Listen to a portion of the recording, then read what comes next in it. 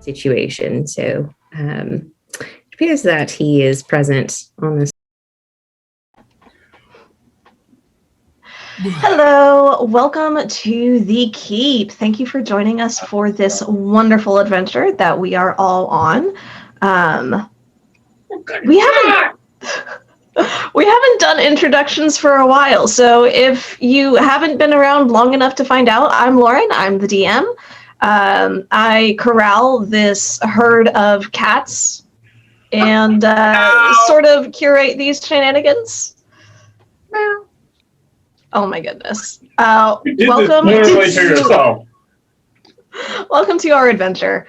Before we jump into the game itself, we do have a couple of announcements to go through. We will go ahead and we'll start with Take This, which is an awesome nonprofit organization that work to decrease the stigma of mental health issues in the gaming community and to provide resources for people who have to deal with that. So they have a bunch of really cool, much needed of those resources. You can totally find them out on social media. And speaking of social media, you should also check out The Keep RPG. That's us, in case that's not clear. We are on Facebook and Instagram and TikTok and Twitter and all the places. And also on YouTube. We have all our VODs posted on YouTube shortly after we air them. By shortly, I mean a couple of days later, because Twitch. Also on YouTube, we have the Pandaverse and Night Shift Night. That is Jay and Garrett. You guys want to go ahead and promo your channels? Please, beauty before age. I think you were first last week. Put that down real quick. I don't have a channel. I don't need that. I missed the joke. Damn. Okay. It's okay, Garrett. Go ahead and kick it off. I now have to perform trained monkey. So I have a channel and it's on the YouTubes and I do stuff. I do all kinds of stuff and I make videos and they are fun. Yeah. They are fun. I thoroughly enjoy your videos. They get me through work. It's a dumb bit. So yeah, no, I keep telling every week I'm working on my clone trooper nonsense, and I am. I've got another video that it's close to being done. Maybe I could put it out now, but it's I want to put more stuff in there because it's really short. Because I've been doing new editing tricks, and hopefully this is a good thing. Your pain. And so I haven't recorded this. This is one I already had, but I'm going to make another one of these soon. Clone Trooper Pew Pew Gun. Ooh, that's one. And then I have, because I want to have multiple buckets. So nice. That, and that's not Star Wars. Anyway, I don't know. I didn't have a bit for today, so and I'm really tired because I got I'm missing hours of sleep. How did I get here? Who are you people? What is happening? I just realized I don't have the axe. Damn it! I think that's it, Jay. On that note, all right, Jay. What you got to say? So yeah, twitch.tv/thepandaverse, also youtube.com/thepandaverse. Night Shift Night. There you go. Do game streaming, game reviews, that type of stuff. Right now we're doing lunchtime Call of Duty tournaments because they just dropped Season 3 and it's fun. Friday nights we do Elder Scrolls Online or Horizon Zero Dawn, whichever I can get to work on my computer at the moment. And it's a lot of fun. Hang out in the chat. Talk to people, watch me run around and scream because I get scared very easily when people are chasing me. So yeah. Mm-hmm. Woo! Oh, cool.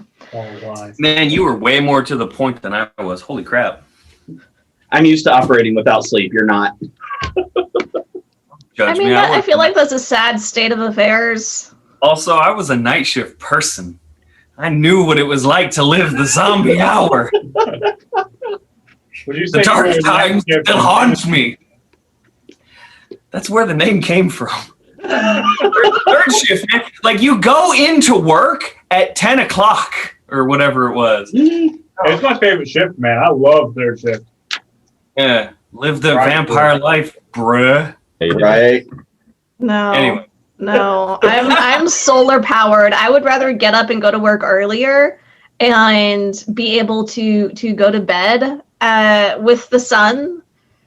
So that's how I function. So y'all lunatics who are up at night, literal vampires. Like it's crazy. Yeah, lunatics. Emphasis on the Exactly. You get it.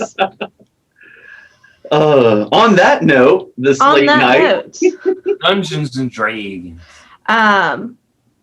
You should also, if you happen to be up in these insane hours that these people work and need something to listen to, you can also check out our podcast. It is available now on SoundCloud, and will soon be on our website that you can download it from. Super excited about that. Which Very cool. podcast is this? Coming the- soon! Yay! Does anybody else have anything they want to promo or throw out there? Fenderbud. Please don't kill us. I make no guarantees. Your actions will have consequences, and that's kind of entirely in your own hands. I am well aware, Guarantees you don't have as I to- still learn this new character. It's okay. He's been in for not even half a session. That's Crap, right. I forgot your name. Who are you? Oh, on that note, I'm sorry that sounds so rude, but hey, Orbis. Yeah, gotcha. Oreo. okay, no, Ouroboros, not orifice. We're not doing that. I didn't say that. Did that Oh. sound like what that was? Ooh, That's exactly what it sounded like. I'm gonna say. man. I said Orbeez. You could have chosen an interesting character or Boros. Wow. I don't think this Wow. is but Just Yeah, kidding. I could- Your character seems super sweet, Jay. I'm excited.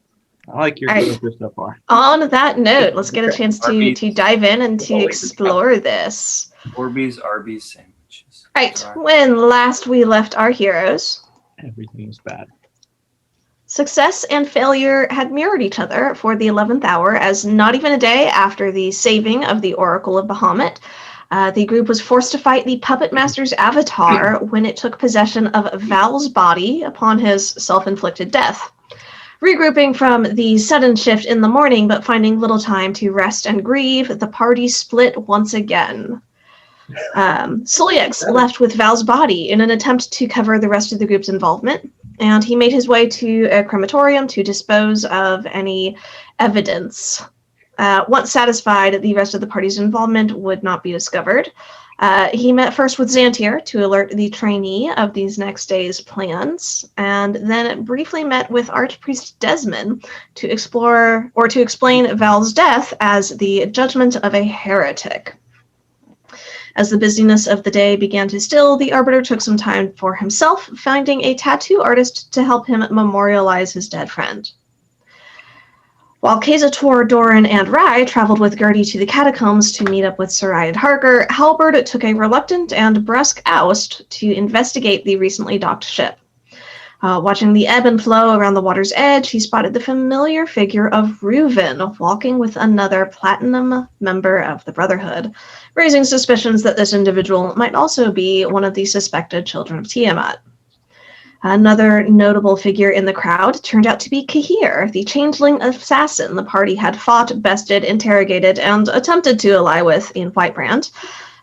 This changeling traveled with a companion whom Halberd discovered to be Orborus, a half-orc disguising himself as a half-elf, who was sent from a druidic clan where he'd been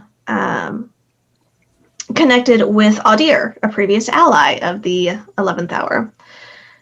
Returning with the rest of the party to the catacombs, Orborus related that he had had visions of the group and that he had come to help them save the world. Having spied on the Brotherhood, Kahir reported that the bases were emptying as all members of the Brotherhood were traveling and making their way to Dragonthrone for a celebration that seemed to be more ritual than celebration, with the ultimate purpose yet unknown. Finding Sarai and Harker in the midst of a potentially romantic interlude, Kazator, Doran, Rai, and Gertie detailed the events of the morning. Angry and distraught, Kazator channeled some of his frustration at Harker before leaving to reflect on Val's death, spending some time with Doran. The two discussed the difficulties the party seems to have in talking and trusting one another. Kazator finds Doran to be of a similar mindset, and the two mutually vent as Kazator ponders what his next steps will be in the search for his sister. Everything is dookie.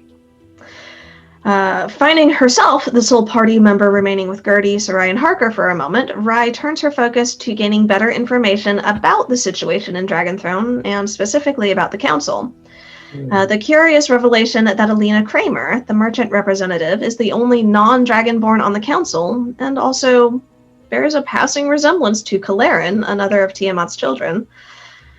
Rai began to question if any on the council had gone missing at about the time her grandfather Bilal had attempted to steal her soul, and indeed, one had. Archpriest Desmond von Drakensturm. Go ahead and we pick up in the midst of this discussion. Rai, you are having just had this realization with Gertie and Sarai and Harker make a passing comment to Oust of your suspicions that this might be Bilal in some form of disguise. The silence fills the chamber for a moment. Sarai and Harker and Gertie are looking curiously at you, not quite understanding the significance of your aside to Oust. And in this brief moment of pause is about when Halberd comes back into the area here, shortly followed by Kazator and Doran, if I'm remembering the time frame correctly. We the three of us, I think, walked in together. Essentially. At some point, Orvers is coming back holding a tray of tea. Mm-hmm. So I'm going to look to Gertie, Sarai, and Harker, and so yesterday we had that issue with Vanera, yes, and we've determined along the way that an ally of Tiamat named Bilal was likely behind the situation, so it appears that he is present on this world in form and in truth as your archpriest, which would explain a lot about the state of the city, actually. Harker sort of stiffens and he addresses you more directly. Excuse me, you believe that the archpriest is literally a devil? Yes. His disappearance coincides with a separate event in my own life that would confirm that. So I strongly believe that he is at least Bilal, and that there's potential that this Kramer woman that you're discussing is connected to Tiamat as well, if not the Queen of Dragons herself. Lovely city you have here. She said so calmly.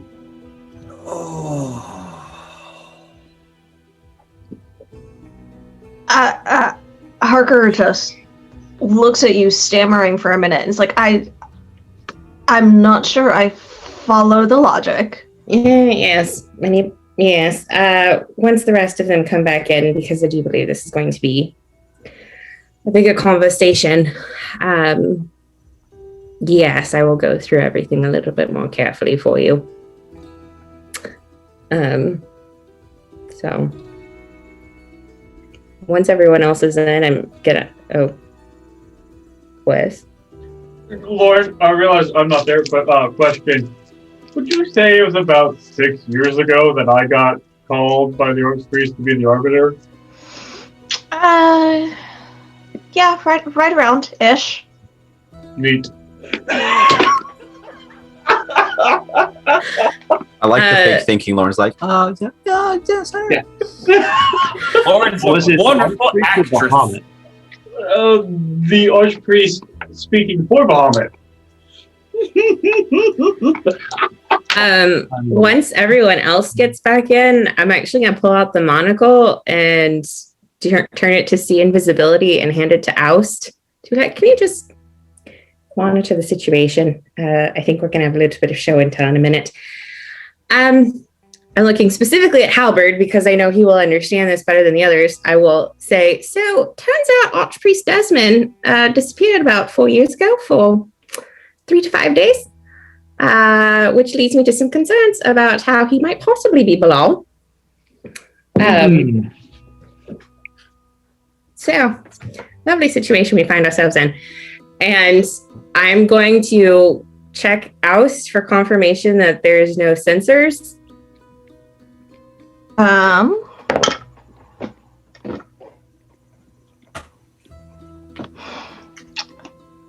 He scans the room.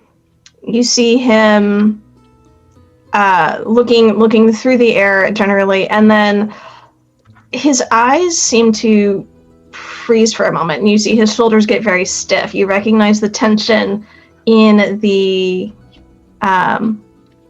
way he carries himself as alarm, but nothing undue. He sets down the cat that he has sort of been scritching and carrying this whole time. This whole time, like the last little bit while he's been sitting in here with you.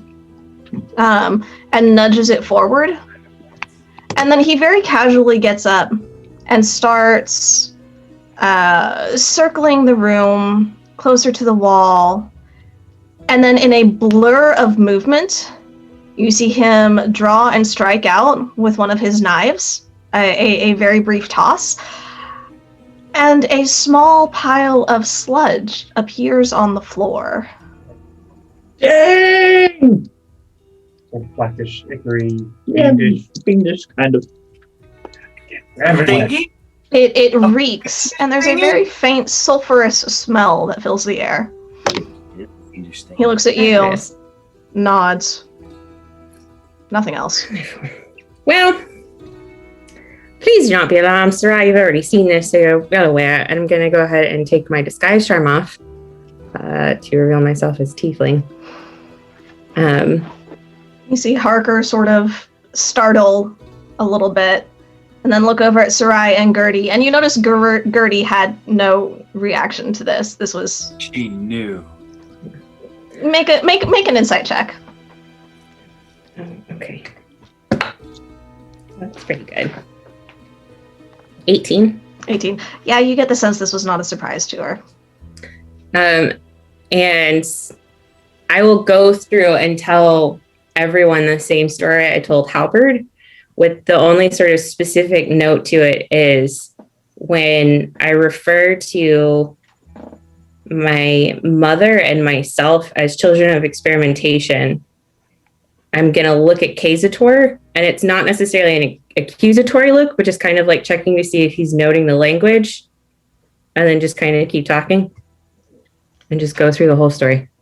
Can you just like give us the brief beats? So, I don't remember. I'm dumb. Bilal created Rye's mother as an experiment, as a living phylactery, and because souls provide devils more power. And so he created her as a living phylactery, and then when she was pregnant with Rye, tried to retrieve her for his own purposes. They all escaped, and Rye ended up at the library with Study as a result of it. And then about 4 years ago, Bilal determined that Rye was still alive, so he attempted to steal her to do the same thing, and Oust had to go to hell to retrieve her. That's awful. Yeah. Now, pardon me for being a little not in the know. Who is this Bilal in the grand scheme of things? Last I checked 4 years ago, he was a pit fiend for Zariel in Avernus. Zariel, for those of you not familiar, is the archdevil, basically the leader of Avernus, the head of Avernus, and a pit fiend would essentially be her general. Wait, That's fantastic. archdevil is in arch meaning very powerful, devil meaning we're all gonna die. Well, I love that running joke. Holy shit. Well, Zariel's not the one who is here; it's the pit fiend. But yes, if we encountered an archdevil, I would assume it would not go well for any of us. Yeah, it'd almost be if the fates hated us or something. So understanding, just I'm little not on the bright side, but there is wisdom in listening. Where you said that the priest went missing 6 years ago or 4 years ago? 4 years ago, darling.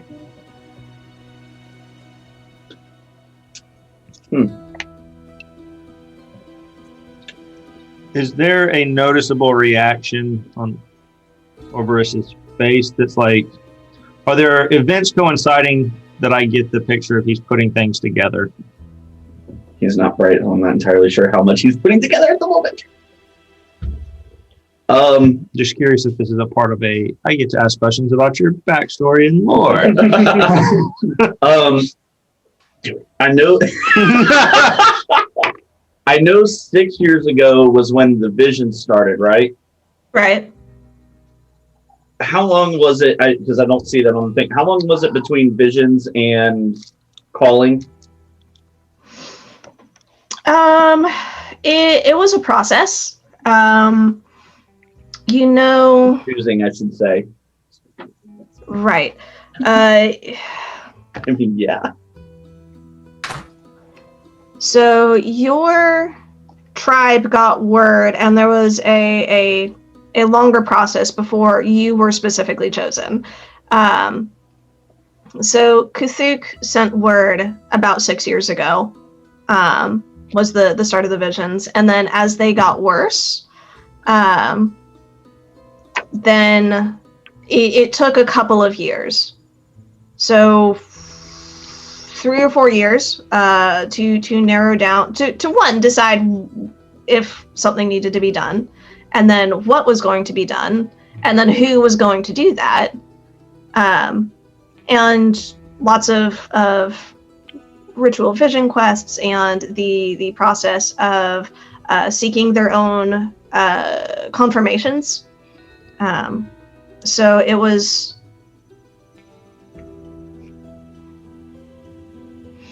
probably about 2 years ago before you started really getting your preparations and your training, and then 6 months ago or so was when you actually began your journey.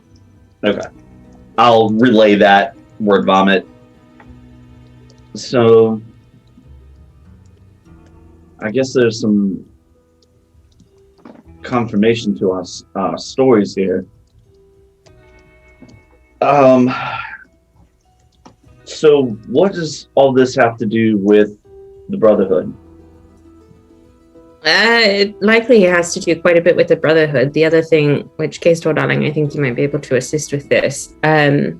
There is the potential that this Kramer person, who is the only half-elf on the council, is somehow related to our children of Tiamat. But I think some confirmation would be useful. So if you would be able to maybe bring up an image of both Kalarin and Dracinia so we can get confirmation from Gertie who we're exactly looking at.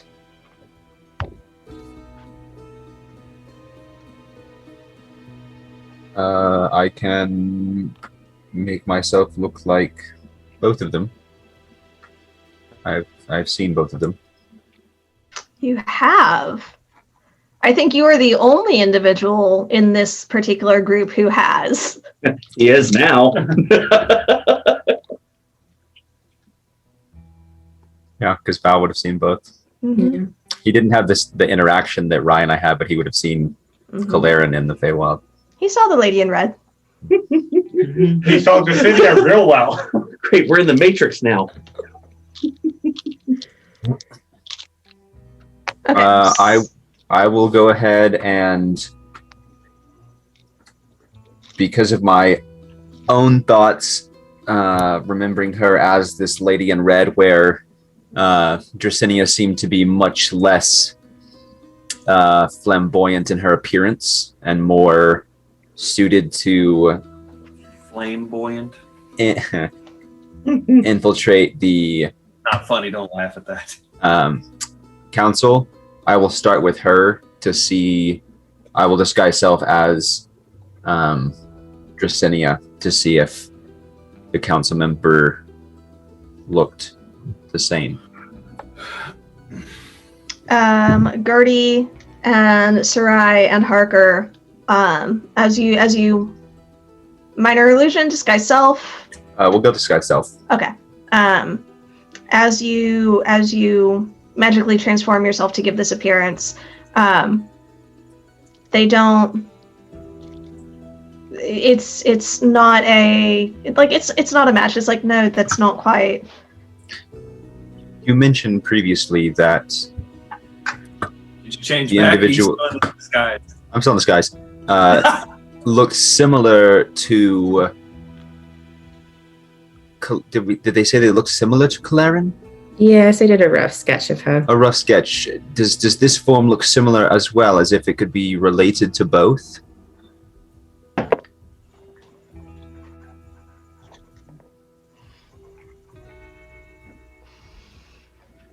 Let's roll for her too. The three of them sort of lean in and look a little bit closer, sort of inspecting you and the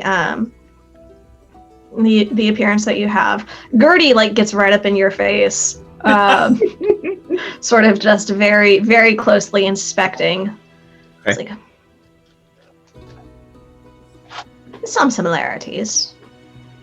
The dark hair, yes, something about the set of the cheekbones. The jaw, not so much. Much stronger jawline here. Passing resemblance, perhaps.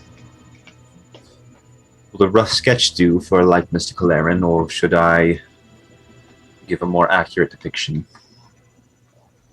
As you wish.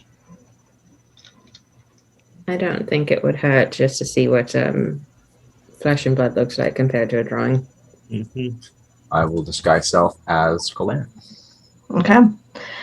The spell takes effect, Fingernails. and y'all can see in the shift immediately, sort of from one to the next. There are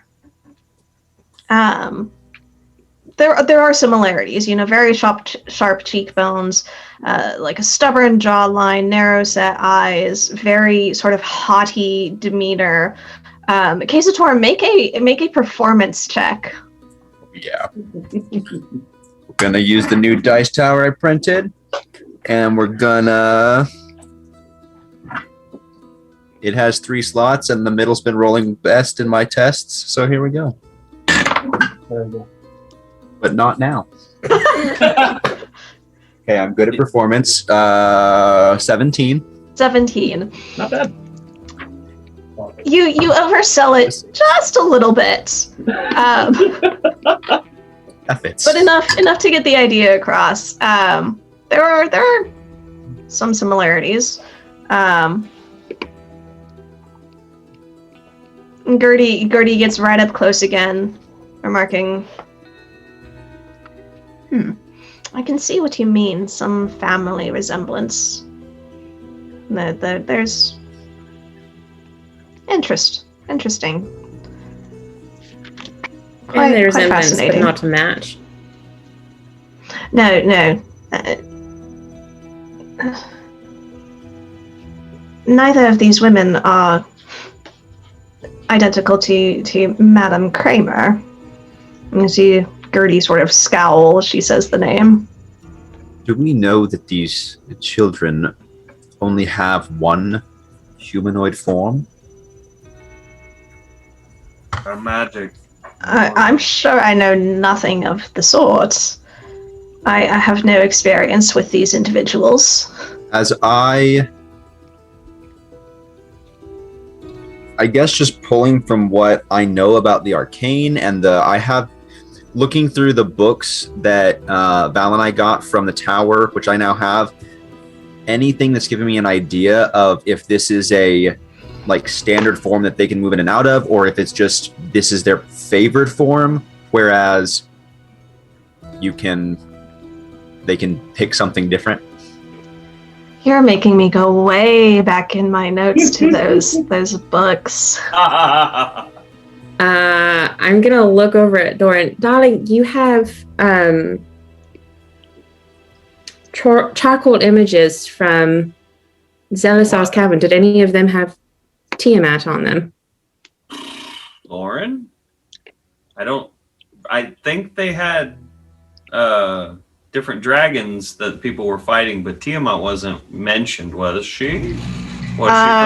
There was one mural carved deep within the tomb. I believe y'all got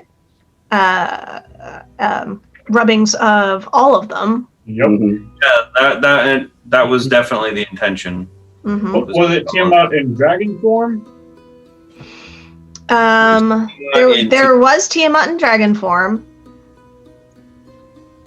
I could have sworn you said there was also one that was a human version of Bahamut and Tiamat, because there was a beautiful woman and people were joking that it was Rye. No, as a matter of fact, yes, that's it. That's in one of the rubbings that Val has. I'm pretty sure So I've got that. that is exactly right. So I've got that. Yes. So then I get out the drawings. Get out the drawings. Or whatever, the charcoal thingies. Mm-hmm. They're not drawing.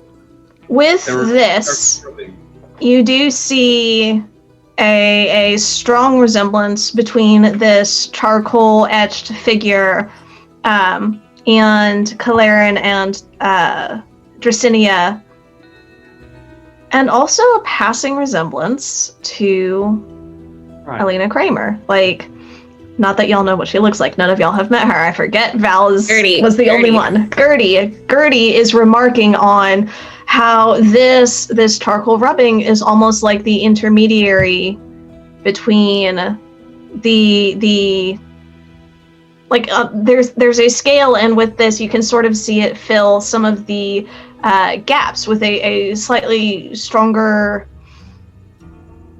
human influence, I guess, softening the sharper edges, giving a slightly rounder jawline, slightly more oval shape of the face. There's as Gertie is pointing it out and describing it, she's trying to find the words, and eventually she just sort of gives up. She's like, fine, do this. And she snaps her fingers, and the sound echoes through the room, and she transforms herself into the likeness of Alina Kramer. What does this individual look like to us?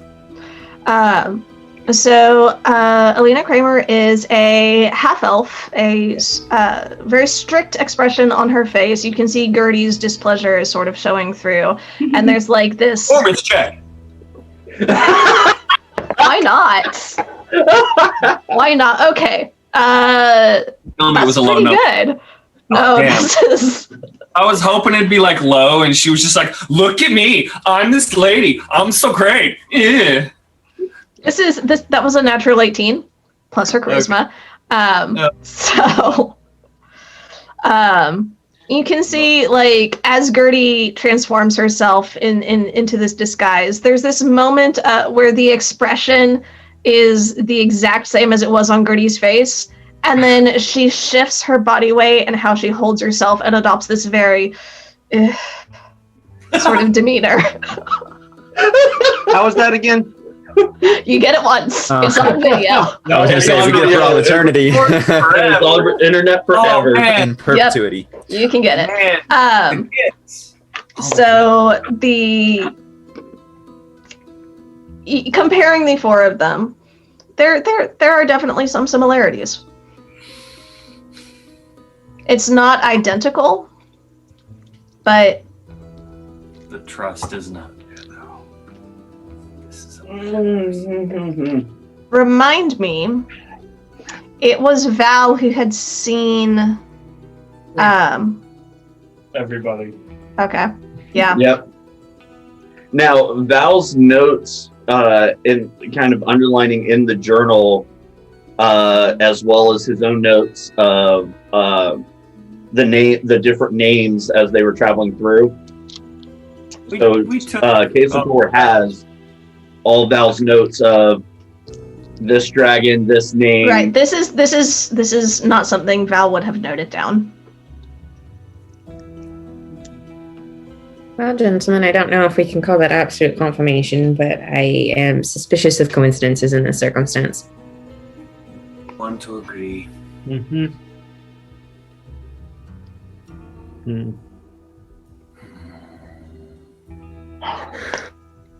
There's more that I would like to know, but I do think we probably need to alert Salyax to the situation.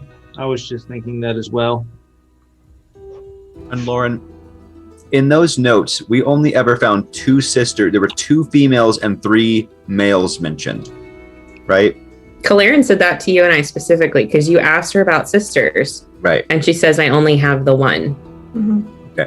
This was remembering, just wanted to.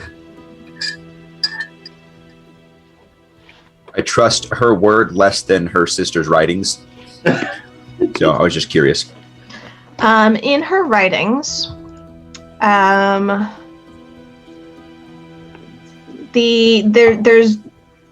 had been a particular remark about mother's blood maintaining strength through generations, having to confirm with Reuven and Kalarin, see if it proves true with the brothers or just sister.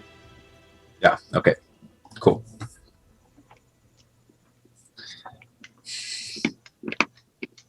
And that's the closest she gets to mentioning really her siblings in this particular set of notes. Question for Wes.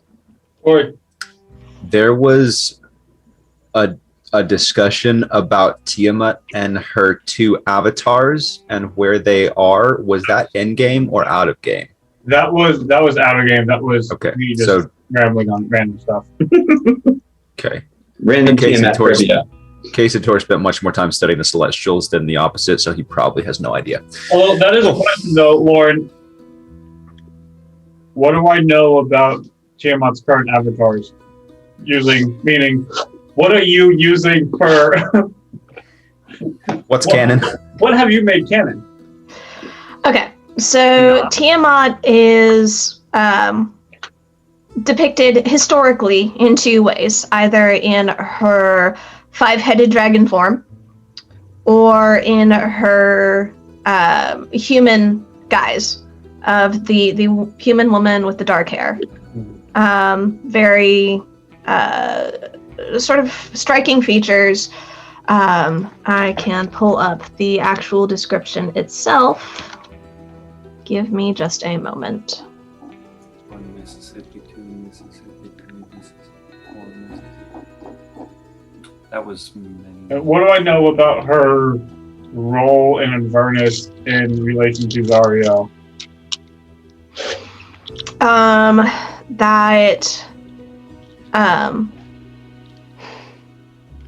There's a lot.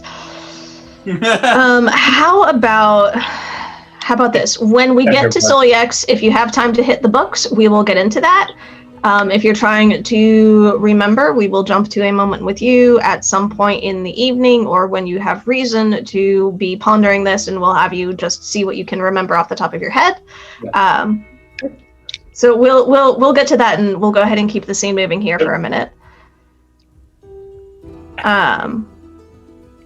I will say when you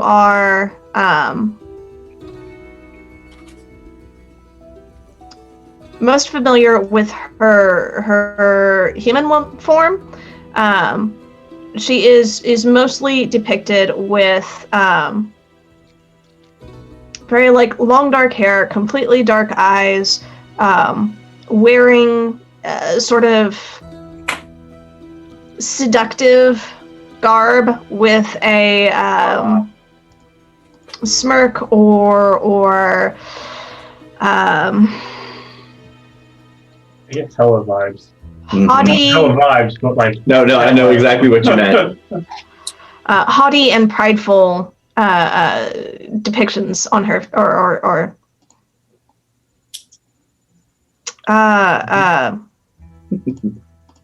demeanor. There we go. That word. Halberd. Yes, Jonathan. Favorite enemy. How much of this would I actually know as well? Having studied Tiamat and dragons. Go ahead and roll a history check. Or religion. History or religion. Both are probably going to be the same. advantage to favorite enemy. Favorite enemy lets him make the roll. 15. 15. Okay. You're vaguely familiar with what I've said so far. Most of your particular studies focused on her dragon form. The sort of five-headed representation of the chromatics. Cool. Do you have a more specific question of something you're trying to recall or a particular? No, just while we were on topic, I Okay. figured I would save time and not revisit. That is fair.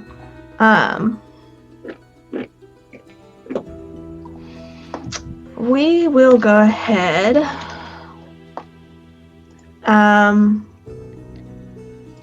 Also, point of order, what time of day is this right now? After having dealt with Val, Sullyx is gone, going to the docks, finding Orberus and Kahir, and getting back, having these dialogues. What time are we looking at right now? Is it afternoon? Is it evening? Is it still morning? Early afternoon. It'd be early afternoon. It's about 2 o'clock or so, we'll say. It's been a day. Yeah, it has.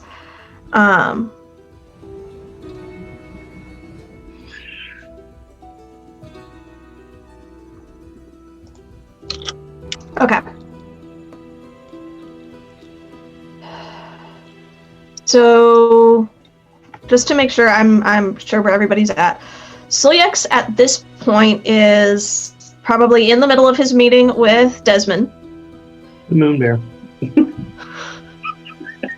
How did I get here?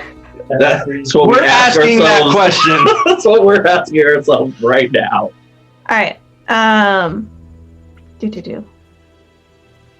And everybody else at this point is here in this fairly small chamber with a wrecked meal in the middle of it. But some delicious tea. Some very tasty tea. What are y'all wanting to do? Are there any further questions you have for? Yes. Okay. By all means. All of the questions, Lauren. Was someone going to say something? Keep going. No, we were laughing at you. So this is concerning all round. Sarai, would you be willing to send a message to Sullyx once we kind of get a full scope of the situation, so we can at least alert him to some of the dangers lurking in the place he has willingly put himself? Yeah. I am willing to do so. It seems like you had some more questions. I would rather convey all the pertinent information at once, rather than Indeed. spreading it out over the course of multiple messages. What do you wish me to convey? And have you any further questions before we do so? I think just to finish up the discussion of the council, I don't quite understand the role of the seeker that you discussed. And then why exactly do you believe that Sid Reynolds is trustworthy? You had mentioned it's just because he's not present frequently, but that doesn't seem like a trustworthy moment in and of itself. And if he is an ally, it might be good to also refer him to Celiax. You see Sarai sort of glance over at Gertie briefly. And Gertie speaks up. The relation is not well known. Sid is my great nephew. He is, well, he's a good boy and performs his service admirably. He keeps to the important matters and stays mostly out of politics. He's not really his forte. Already. Did he spend a lot of time at Gertie's growing up? Oh, you know, they took care of him, gave his poor mother a break every so often. Yes, okay. Definitely someone for Celiax to connect with. Especially in that Den of Vipers.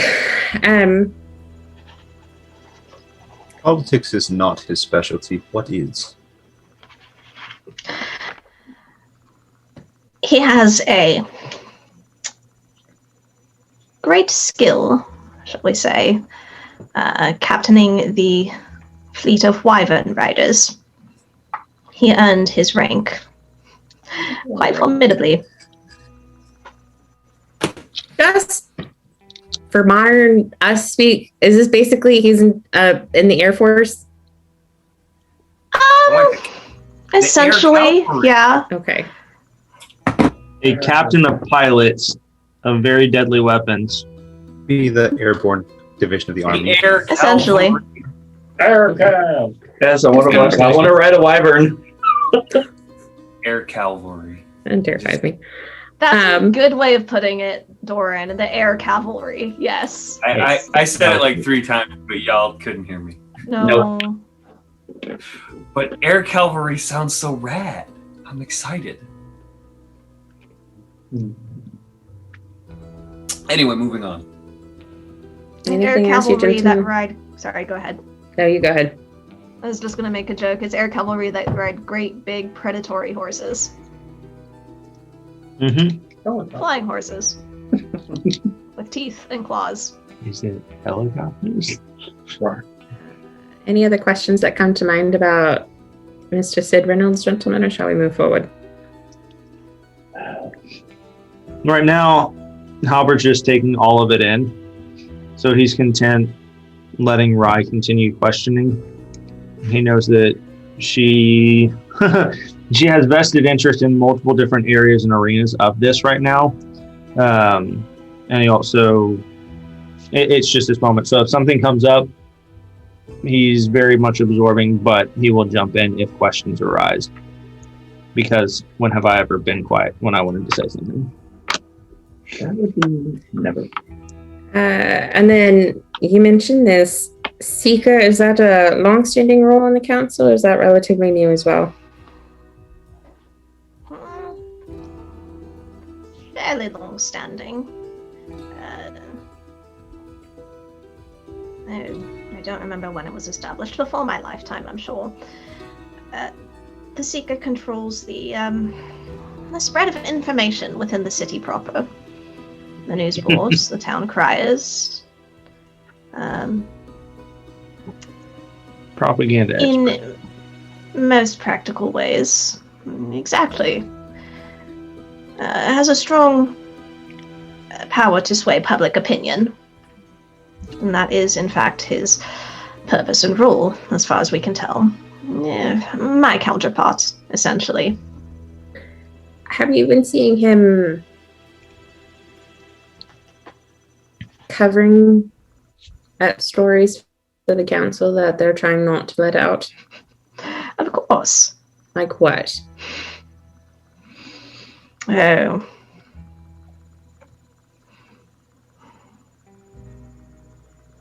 That's a good question. I suppose, actually, I'm going to go ahead and roll for this one. Part of that. The secret person is basically like they control the news kind of thing. Mm-hmm. Okay. Some 3 months ago, there was a story spreading throughout the city. One former high priest in Grimhold had returned quite suddenly. I was much surprised. For a day, perhaps two, there were rumors that he had returned in disgrace, that the Arbiter had shamed him, removed him from his position, and sent him here for further training. And the story was quickly adapted. Master Wilkin became an envoy in good faith, here to deliver news and come bearing gifts as a friend, having worked closely with the Brotherhood before. He's been quite integral in the process of negotiating with them. Is that the name of the guy that Celiax booted from the church? Yeah, That- Doran would know this. Kazator. I mean, Actually, Doran may have heard stories of this. Kazator was there when all this was going down with Celiax. I honestly don't remember. Grimhold was like a year ago or something at this point. Over a year ago, It was real more life time in time. real life than game time. Yeah. This story has taken place about 6 months at this point. We're 2 years in. So, Lauren, I had asked you this week about, rules on spreading rumors and things are starting. As K-Store's hearing about this seeker individual, is this something that could be used either in convincing him or magically winning him over or impersonating him, somehow using this individual to expedite that process exponentially? From what you know, spreading information like this takes a network of individuals. Okay. He has it set up, but it functions sort of separately from himself. Okay. I mean, potentially there are ways to do this, but even his methods take time. It's not instant overnight. Sure. So, Gertie, in the readings I've done on historical coups and things, it seems that when a resistance started, when they began to be on the move to start the process of overthrowing someone, it would take an average of, say, 3 weeks to get a rumor seeded and spread through a city this size. Is that on par or slower than what a story takes that is rooted from this seeker individual?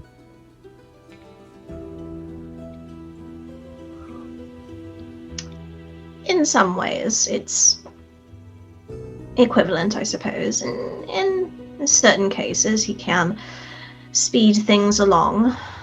It doesn't...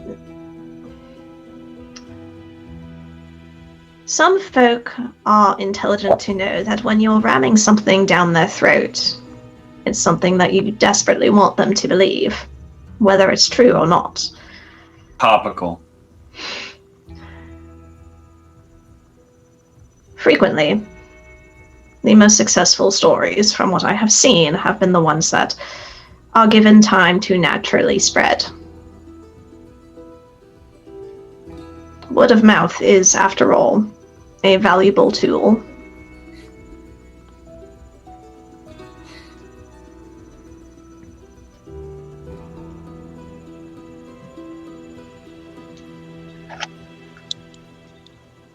I assume his network would seed information at different points in the city to grow it more quickly, naturally, not to start it from a single point and it would still take this much time.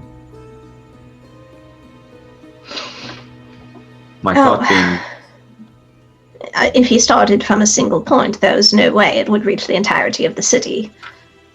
It is seeding in multiple districts with, from what I can tell, variations on a theme.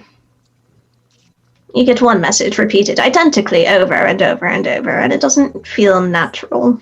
If you truly want something to be effectively shared, you see different parts of it in different parts of the city.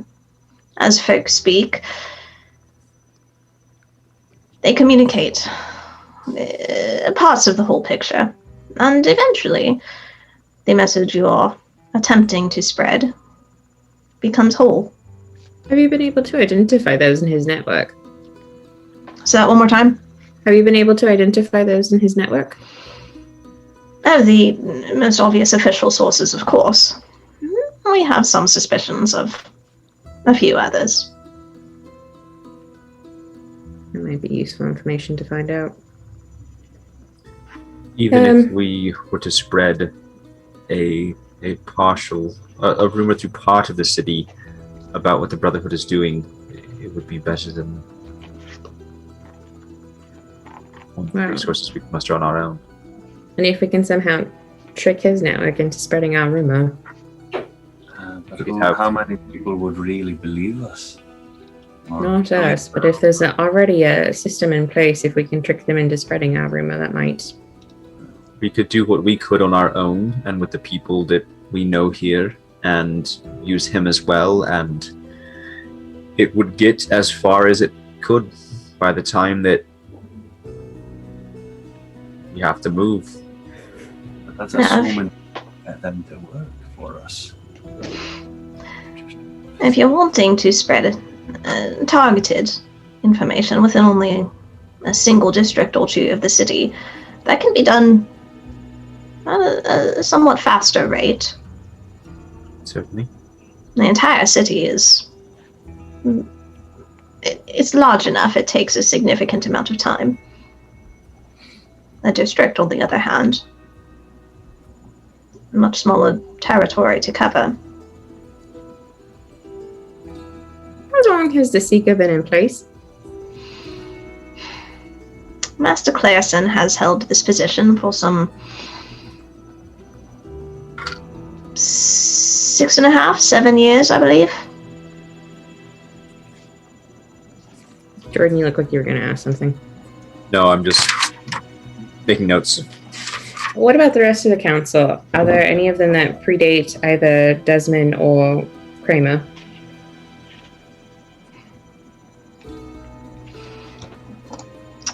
The Margrave, of course, holds a seat on the council. He predates Kramer.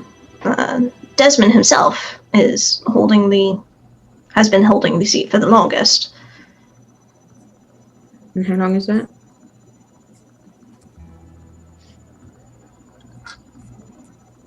Almost 40 years, I believe.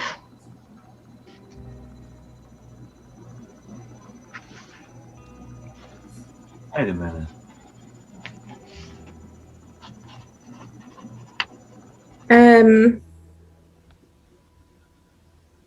And who exactly appoints the council? Is that something that Desmond oversees, or is there... when a seat on the council becomes vacant, the other council members hold a compendium of sorts and gather to look at potential replacements. The council itself decides among the potentials who shall join their ranks. Of course. So, was it your cleverness that got your nephew into the position he holds now? I would not claim such on my own. Modesty is important. I would not have had the opportunity if not for the merit of his own hard work.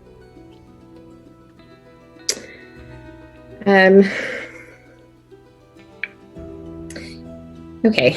Tactically, it would probably also be useful for us to understand the different night orders and how to identify them as we move through the city.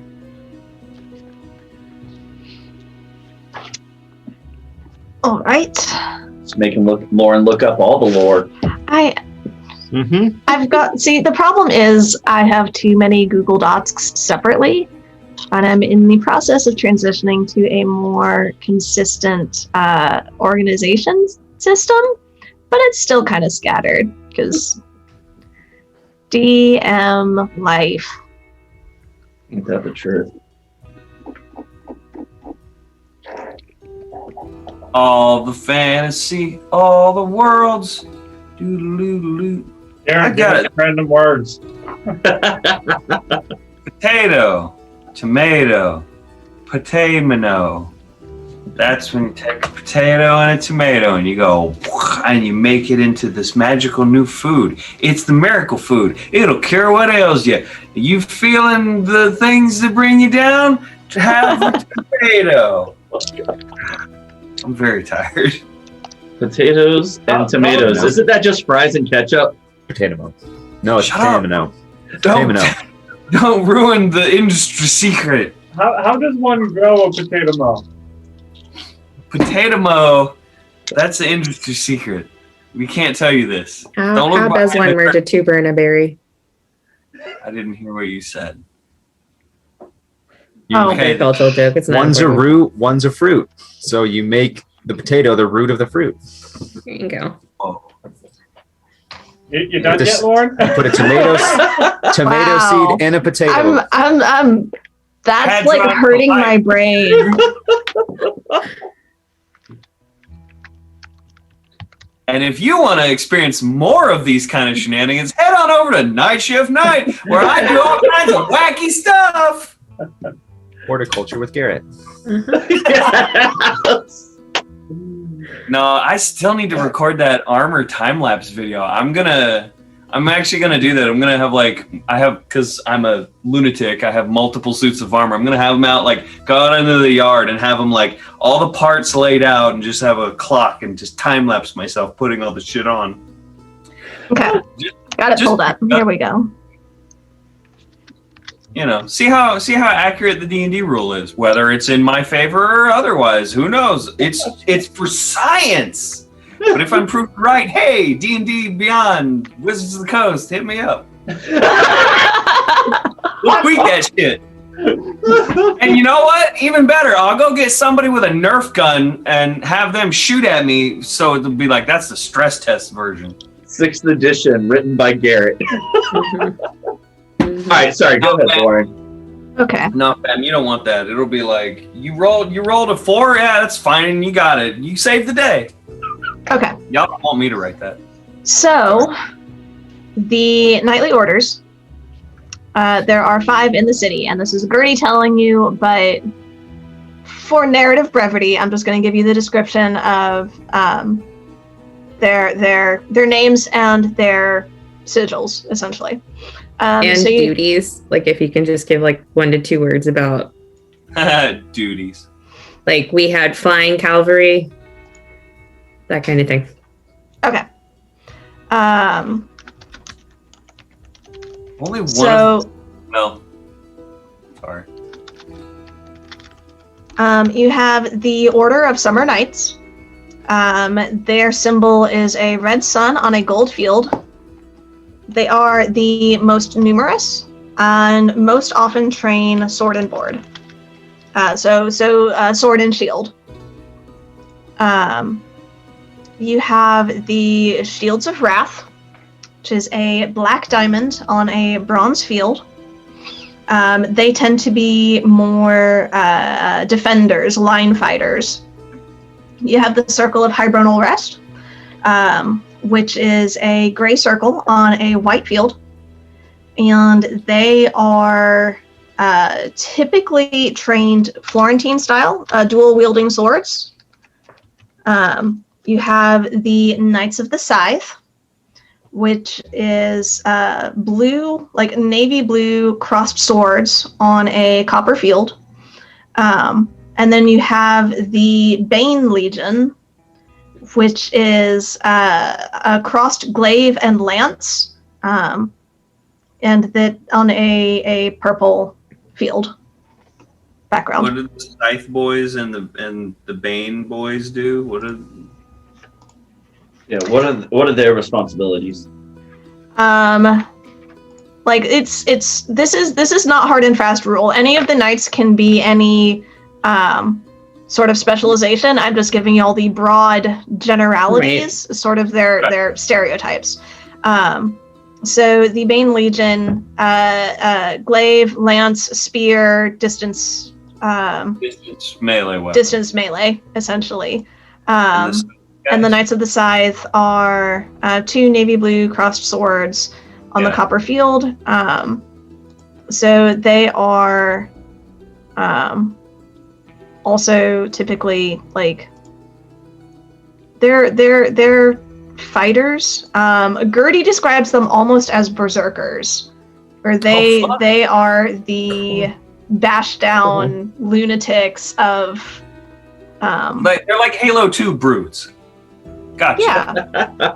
Cool. I get there. That's great. Those guys. Now, are the knights responsible for? Do they have individual responsibilities within the city, or are they all just different defenders? Like, do you have some that are police? Do you have some that are wall defenders? There is a sort of duty roster for those within the city that can request various positions. There's not one specific group that handles one specific thing. And very frequently you will find knights that go out riding out in the city and heading to the mainland. A fair number of them actually, which ones are these? The Summer Knights will also frequently be part of the Navy, essentially. They'll go out, they'll crush any pirate activity, they'll respond to pleas for aid, sort of patrolling the waters around the harbor itself.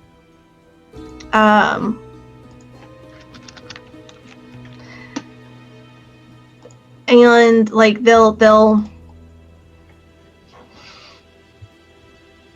Siliex, did you ever tell them about the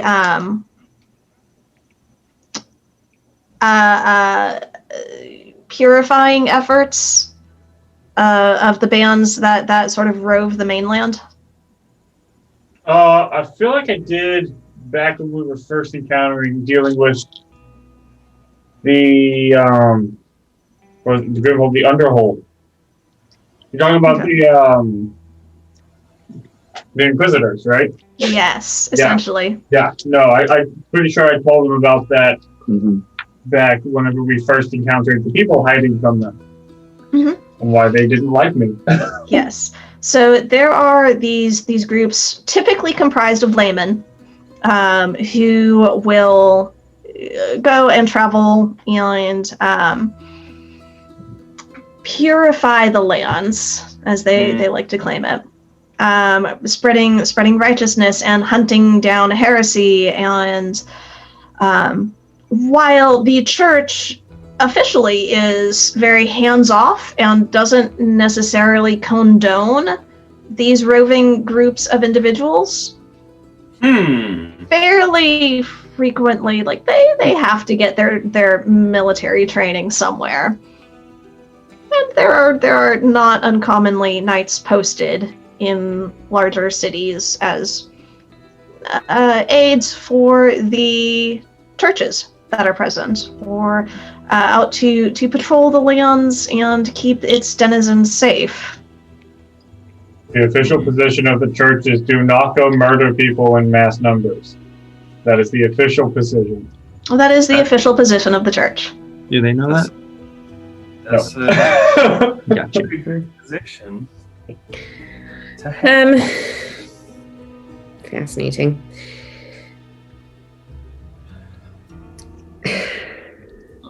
I'm sure there'll be more as we go through the next couple of weeks, but circling back to Desmond himself, Sarai, I do believe Felix was able to assist you with a little charm that had been put upon you, and we wanted to see, what do you actually remember about that time now that you're no longer under such a spell? My memories are completely intact. From what I can tell, it simply altered my general attitude about certain topics, and specifically about the archpriest himself. I was given cause to believe he had the best interests of those in the city at heart, and that I'm sure he had a reason for doing the things he was doing, and I didn't have the urge to question those reasons or those decisions. Subtle, but insidious in its effects. And there aren't any new memories that have popped up, maybe that were suppressed? Nothing that I can distinctly recognize. The last question I have, and it's kind of an odd one. Gertie, you had mentioned, or perhaps it was Sarai, you had mentioned that there was a disease that went through the city that caused it to get burned down. Yes. 18 years ago? Approximately, yes. Can you describe it for me? And Lauren, very specifically, as she's describing it, I'm trying to see if it coincides with anything I would know from Donner being a green dragon. Make a medicine check. She starts describing lesions that would come over people's bodies. These rashes and rough areas. Yes, Halberd.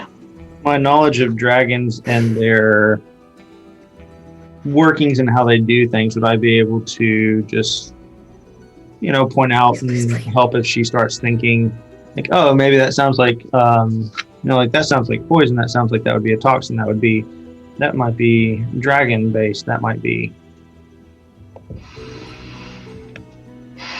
If you're helping Rye, I will either let you give her advantage or let you make your own individual medicine check. I'm terrible with medicine, so if you're decent, maybe just roll yourself.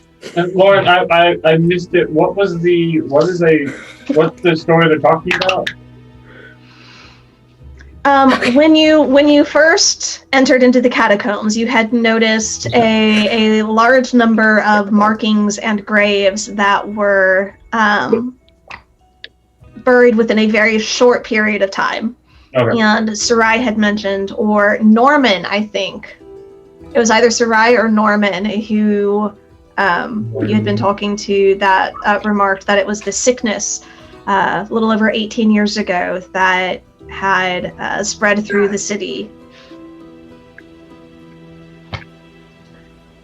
Halberd, Got a total of 2. So, Good call. 19. yay! Okay. Rye has a weakness, and it's physiology. In this moment. You may have noticed Rye does not have the best bedside manner. This medicine and taking care of others, that's not necessarily her thing. I have a better bedside manner than Rye does. I don't know if I feel good about this or not. At least taking care of the sick. To answer your question, it's possible. With your thoughts about the potential effects, how most of this was sort of from your perspective, like the sickness itself and the way it manifested could very well have been the result of some sort of poison, either topically applied or perhaps aerosolized, breathed in some form of vapor or mist. That's well within a green dragon's capabilities.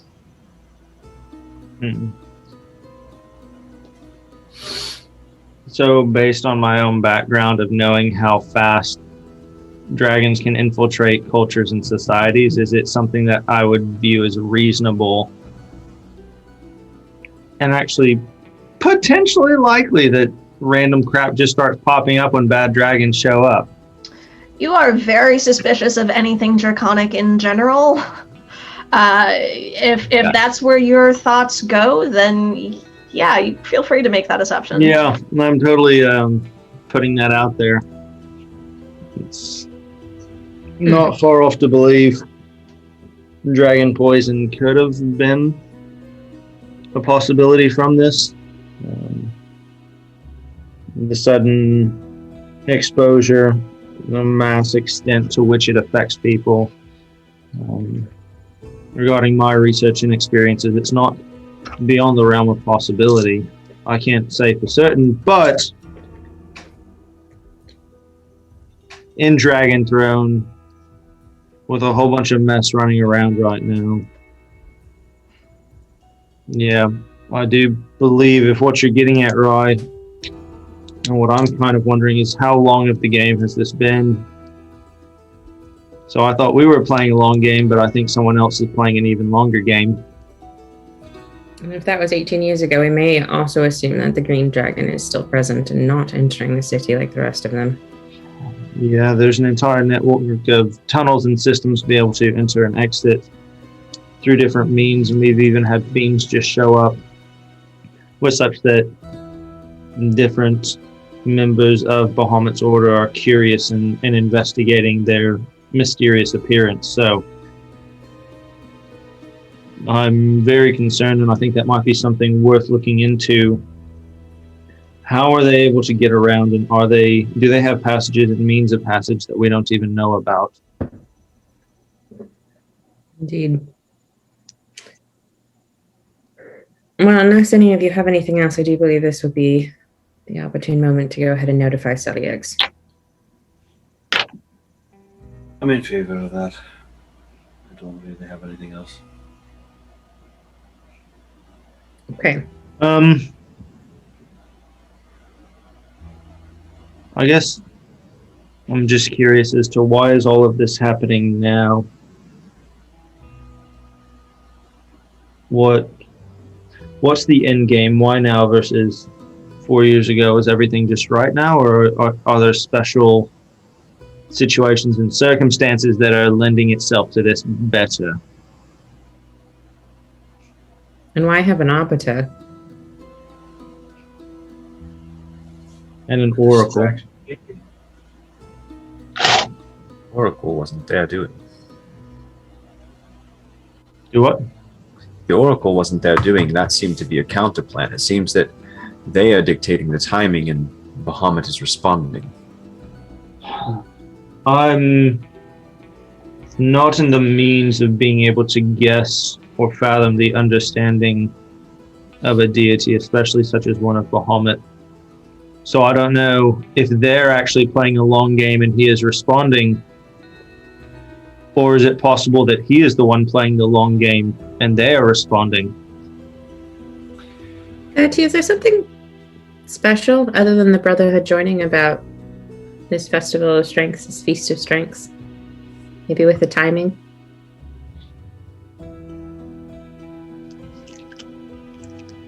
is this festival feast of strength thing anyway? So I don't remember if we were ever informed. This Feast of Strength, it traditionally is the time when new oaths are taken, old bonds are broken, and this particular one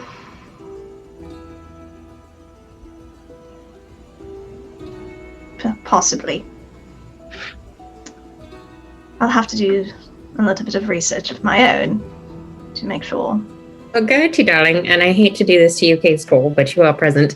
You have two wonderful researchers here who would be happy to help you with this. She sort of raises an eyebrow at Kazator to see if he objects. He doesn't. Very well. This evening, then, I shall borrow the two of you for May a few have hours. to wait until another day. I find myself in need to go home briefly this evening. To the library? I could potentially get a jump start tonight with Gertie. Possibly. We shall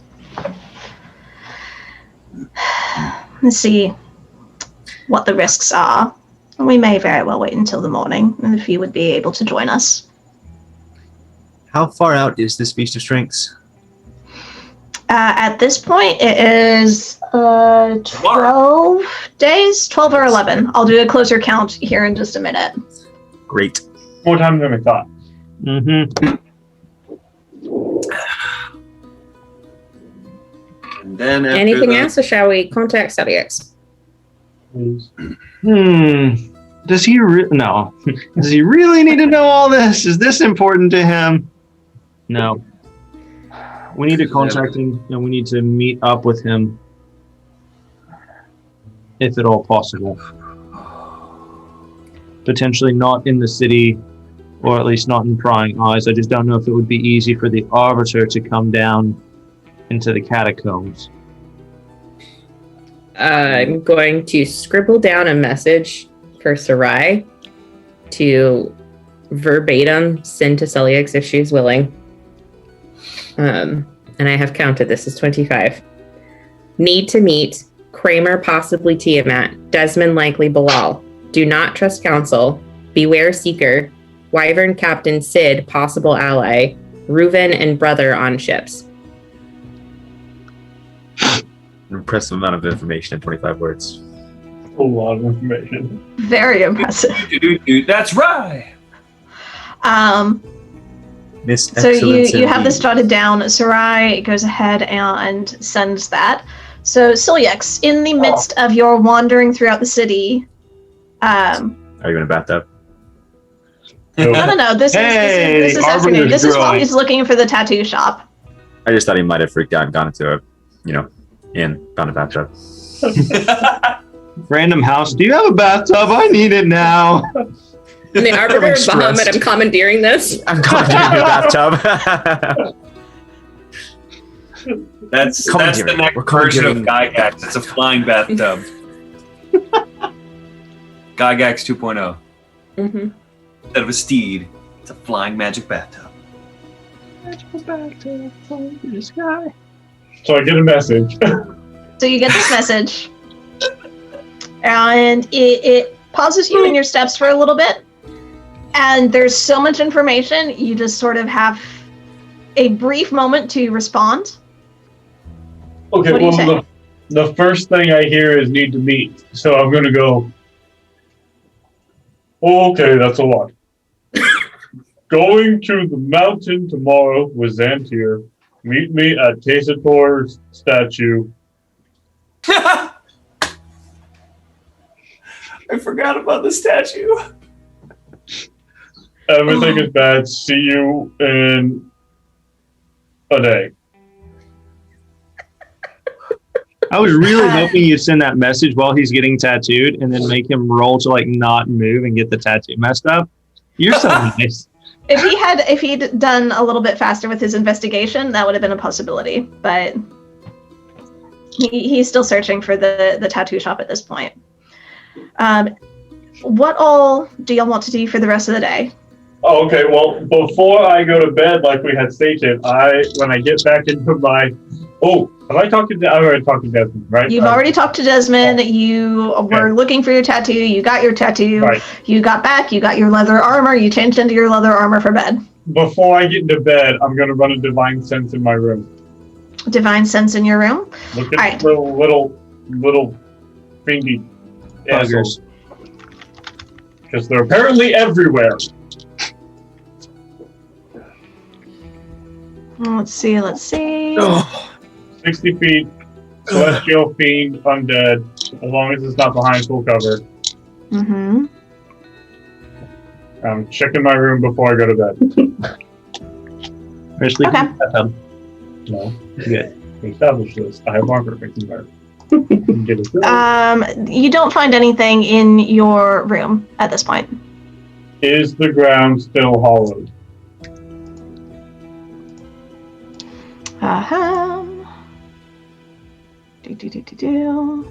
In your particular area, where your room is in the temple.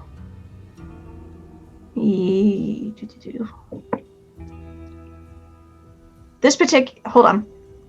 Did we already establish that your area, your chambers here are, yes? They're in the temple. I don't know where. Right, but it is a massive temple, and the hollow spell only has a radius of 60 feet. So it is... There are specific areas of the temple grounds that are hollowed ground, but not everywhere is. Cool. All right. So the room seems clear. In that case, I will Seems clear. go to bed as planned. I'm noticing that What all does divine sense, but we don't know how divine that room is. divine sense do? It just looks at hollowed ground. No, so it as long as 60 feet, not behind full cover, I detect the presence of undead, fiends, or celestials. I know what they are, being undead, fiends, and celestials, and I know their location up to 60 feet. And then it tells me if the ground I'm on is consecrated as such, the hollow spell. Okay. Well, as soon as we get done with the conversation with Gertie, as stated, my plan is to go to the library. But beforehand, I look at Halbert and say, I do believe we have some unfinished business. And seeing since she mentioned that that's where she was going, I was going to stop her and ask if it is all right. I would ask that perhaps can I accompany you on this little trip to the library. Of course, darling. You're welcome. Thank you. I'm hoping... Which I was actually going to extend that to you as well, Sarai, in case you wanted to see about popping into meet Vanera briefly. Would be lovely. So Dragonthorn has a library. Dragonthorn has access to a library. There are several libraries themselves scattered throughout the city. The largest and most well-known is, of course, within Dragon's Heart, but access is limited. Oh. So which library are you planning on going to? A big one. Big one. Am I, based off Rye's curt and divergent answer, this attempt to not convey things about sanctums, is that an intent at this moment, or that I'm picking up on, or would I not see that? She doesn't know Orberus, and you're already very familiar that she's super protective of the library. Really? You are? Mm.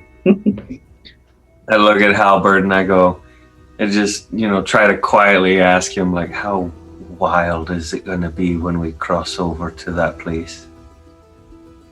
I'm just gonna smile. I'm just like,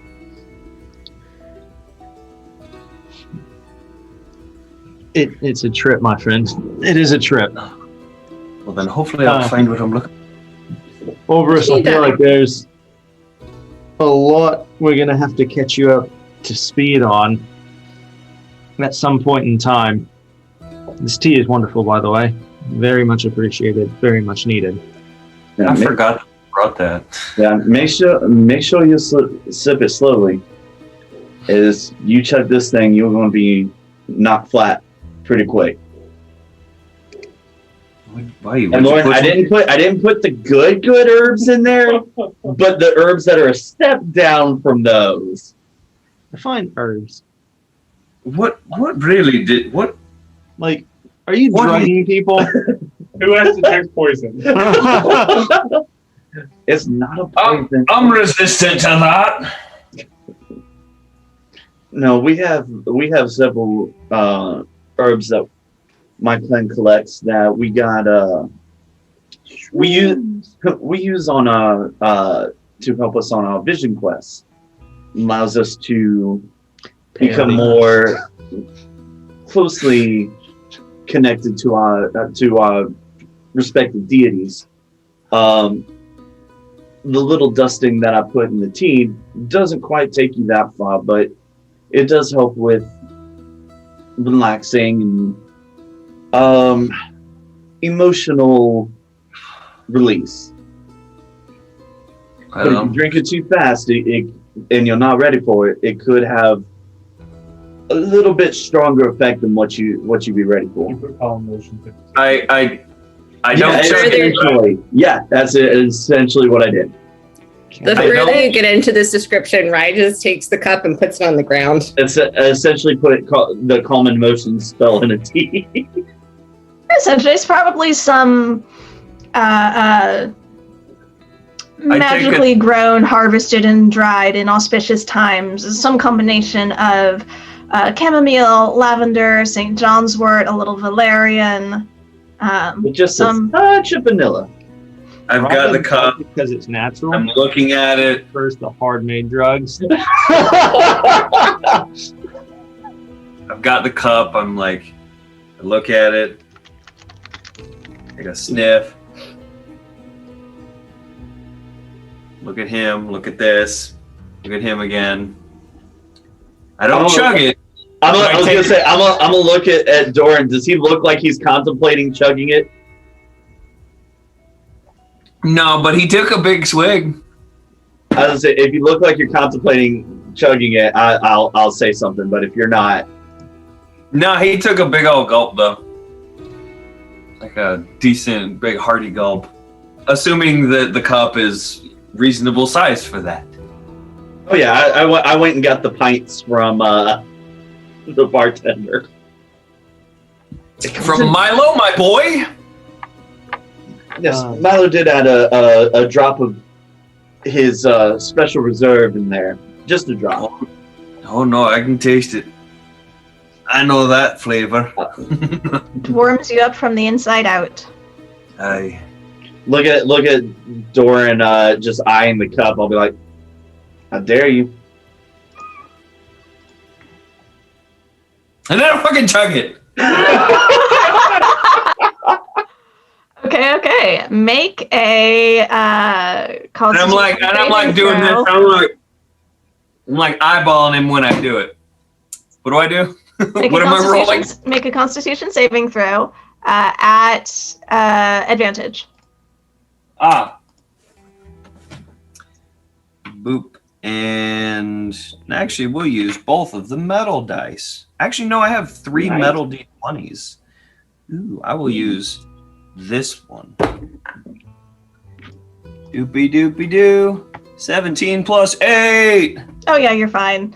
You feel for a moment just slightly woozy, where this very, very gentle wave of dizziness comes over you, almost like if you're standing on a boat and a wave comes and slightly rocks the boat. You feel that sensation under your feet, even though you're on perfectly still land. You shrug it off, you're fine. So I Jack Sparrow for a second. And then I look at him and I just got a big shit-eating grin. Oh, you're gonna be a lot of fun to travel with. It's more fun that way. You're not wrong. I've been traveling by my lonesome for quite a while now, and friends do make the trip better. That is the truth of it. It's better when there's people around. More meaningful that way. And I just kind of eyeball the chest plate that's still sitting on the table because I haven't put it back on yet. Okay. Just for curiosity's sake. And I don't know if it's important. It's sitting out where like literally everybody can see the names inside now. Okay. What language are the names written in? I think I wrote them in. Because I never even thought about that. The inscription I wrote that I added in the spur of the moment last episode, that's in Dwarven, but all the names are written in probably Common because if it ever came up, I wanted everyone to be able to know that was there. Okay. I don't even remember what the inscription was. Shit, I gotta rewatch the last episode. You said it was something to the effect of these are the people most dear to me or closest to my heart or something like that. Okay. I'll write out a legit thing and send it to you, Lauren. 'Cause I imagine you need that information. If you have it, that's fine. Okay. Well, if you don't mind,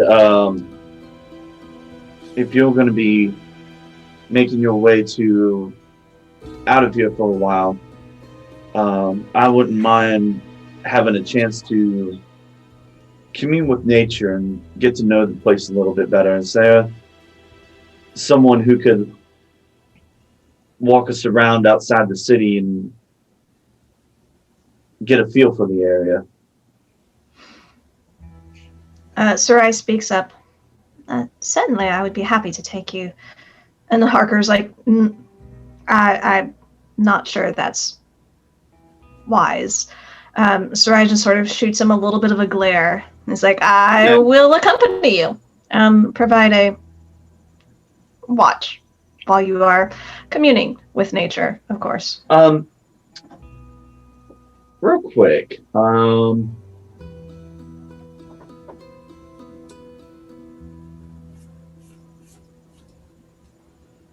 okay, that doesn't do what I thought it did. Never mind. I was trying to find out if there was a tree down here.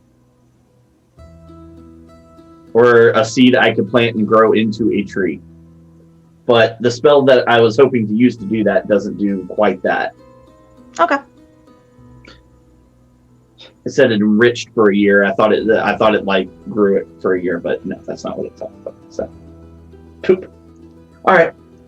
It would be a pleasure to accompany you. Shall we make our way out? Of course. Oh, I better do this before I forget. I tend to forget things rather quickly, and I'll tap the charm and turn into my half elf form. If you feel most comfortable that way within the catacombs, the way we're going, you'll be fine. Yeah, it's best to do it while I remember it, because we'll get out, and I don't spend a whole lot of time in cities, and I don't want to forget where I might draw undue attention toward us. Very well. Sarai, I do just want to mention, I will probably be leaving for the library soon, so if you choose to go with him. You see for a moment she's torn. Harker, would you terribly mind? And Harker's just... Anything, Sarai. I'm, as always, at your service. As you wish. Good movie. Yes. Good poll. Which is probably wiser. All the same, you being seen with Harker right now in any capacity, while it is your choice, that might compromise him just as much as it might compromise you.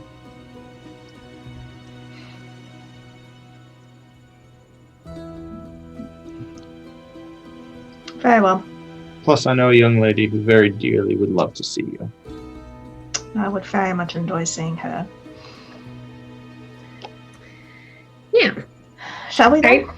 Well, I do believe there is a matter of a very powerful spell that we need to discuss. Yes, I think that might be something worth discussing.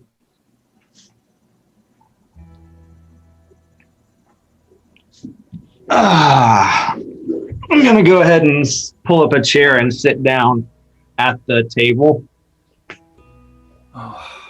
Okay. and move the food away. Yeah, the food has been like wrecked at this point, and then while y'all were out, it was Way to go, Parker Jessica. and Sarai cleaned it up and Okay. Birdie Getty helped was too. thrown against the wall. Yeah, against the wall. Just I'm not the one. I didn't do it, so I don't know. Nobody did it. You inserted it last time. I love I it. made the spaghetti apparate into the story. I didn't do Yes. anything to the spaghetti. Nobody threw it. I don't know what anyone's on about. This is madness. Madness indeed. Madness. Moving on our games.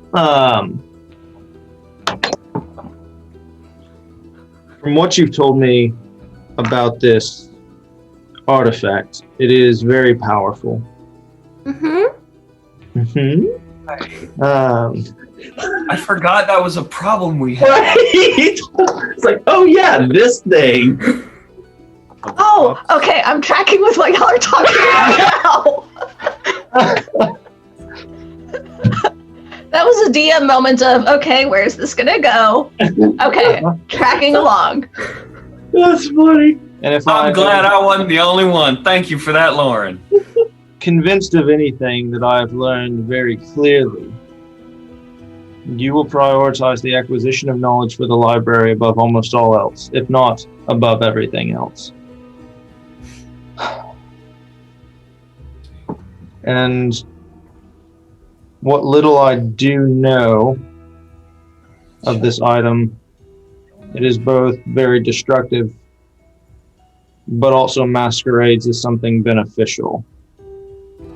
Quite.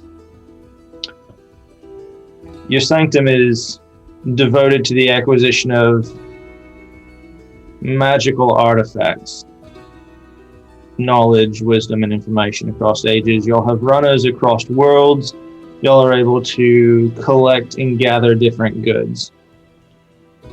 I'm going to very directly smile at you, so it's very obvious, and also say, and mysteriously misacquire goods which were quote-unquote in your possession before. Yes, it is very curious. It would be very interesting to find out how that happened. I'm actually concerned about that. You understand, Ryan, I'm part of a young sanctum, Mm-hmm. and her books of power were dispersed abroad. My hope was to gather them back together, because as a means of actually promoting some form of good within this world and order, but also on top of that, it also enables us, after this adventure, quest, mission thing, I think having the resources of the Sanctum would best benefit us to potentially free Casator's sister as well, because that is something I would very much like to be able to do should we make it out of this. I don't want to take something that is the libraries, or was the libraries, and I have no desire to use something which would cause just as much good as it could, or harm as it could good. But I am curious, would you be interested, or would the library be able to help us acquire our arcane journals for our sanctum, and in exchange you take the wish and the orb and deal with Avanar as you so desire? Howard, are you offering a deal? We don't even have any dried chicken, stringy vegetables, or wine that tastes like vinegar this time. I am trying to do something which would be most amiable for both of us and allow us to achieve the goals we have set out to achieve. I respect your sanctum, I respect what you do, but I also hope you understand that as you have a priority to your sanctum, my desire is also to take care of my family, and I'm going to motion at Doran and Casator and their families extended, but also the Sanctum and those whose lives have been affected and touched by this scattering. So yes, I'm trying to take a page out of your book and learn what little bit that I can from you. Old dog, new tricks, all that stuff. Yeah. I But find myself flattered. I don't see the point of us not being able to work together, and I have no desire to use something to cause destruction. There's been too much of that already. I myself would not be able to command such a purpose for the library. I am merely a little junior acquisitions officer. But I do know that there are some very powerful people. And I'll kind of look at Oust with a smirk, because I know he's going to hate this, that we are very wonderfully connected to, who might be able to assist with this particular goal. We actually discussed one of them earlier, if you would recall. I do believe I might have some hint who you're getting at. I do believe that the aunts have invited him for dinner tonight. So if you would like to join us, I'm sure we can have this discussion of a better meal than the last one. You know what? If this is an invitation, guess who's coming to dinner, I guess. Fabulous, fabulous. Well, You'll both notice at this point, out of the corner of your eye, this dark, scowling expression is coming over Oust's face. I'm just looking back and forth to all of them because I asked if I could go too, and I'm getting... Dwarf is more and more concerned by the moment. Right. when Rye looks at Oust, her expression is just pure triumph. See, this level of shit ass that Rye has, that is what I aim for with my next character. I promise. Yeah. Oh, I love this. Put that in my campaign promises. It's gonna happen. Oh, I love it. Yeah, at this point, Oust is just silently fuming. I'm gonna put my disguise self-charm back on, look to Halbert, Doran, and Sarai and say, shall we go? And as I bypass Oust, I'm gonna flick him on the forehead and say, don't you dare try and think you're smarter than me ever.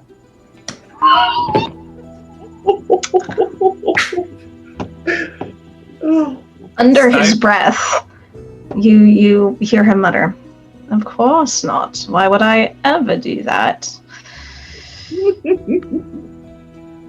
Probably because he hasn't died by joining a group of people just yet in life. But Right, I take back every mean thing I've ever said.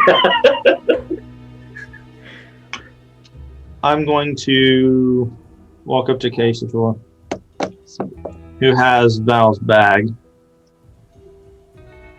Casator,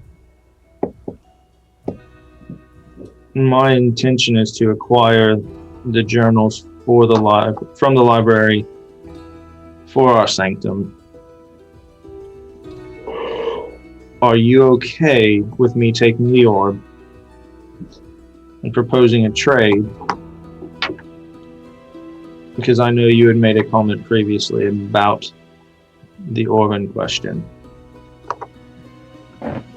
There's no hesitation. He pulls out the orb and presents it to Hal. Oh no. Oh crap! No. I mean, he pulls out the orb. You reach in to the bag you're pretty sure Val kept the orb in. You don't find it at first glance. You start shuffling through it, rummaging around in it. You don't find it. It's not there. I don't know whether to blame Oust or you, but that's also still blaming you, so I blame you. Right. Would you possibly be able to locate objects? I'm not entirely sure what our good friend the cleric has done with the orb. I don't know if it was intentionally misplaced or mishandled by a certain puppeteer. Rye, behind your back, very, very subtly, you feel Oust press something into your hand. Oh no. No. I'm going to step away from that. and be like, locate magic, locate object. Here it is. And motion to Oust. The fuming just gets even darker. Halberd is glaring. Oh, that's straight up, just like That was a 30 sleight of hand, Rye, that you just completely derailed. Yay! D&D is a good game. This is their relationship.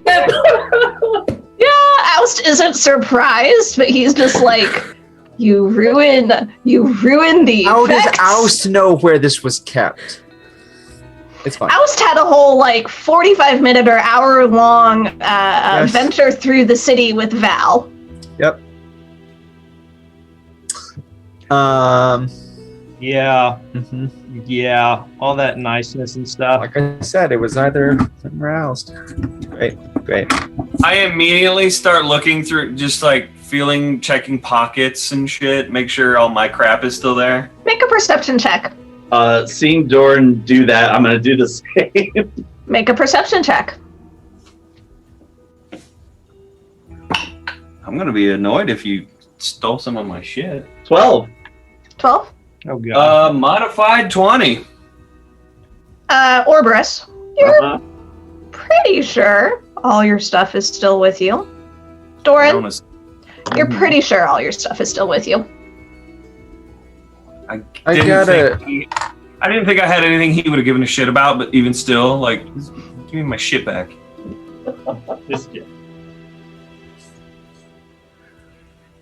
Halberd, make an insight check.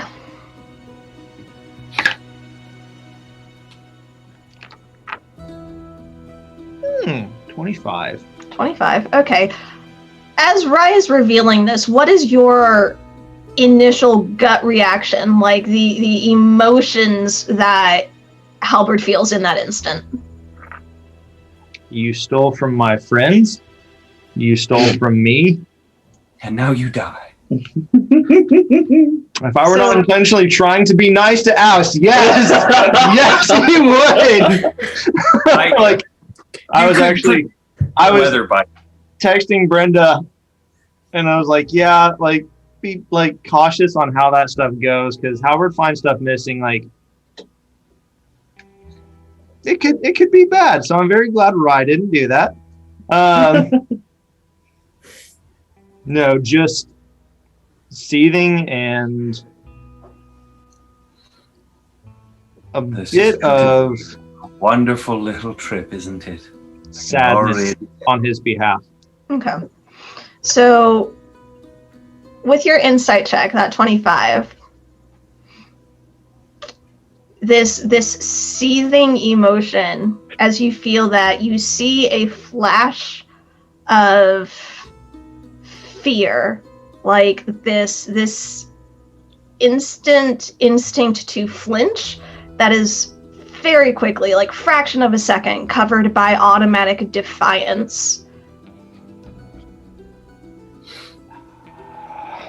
And just the anger is going to break into just disappointment, and just to shake my head and turn.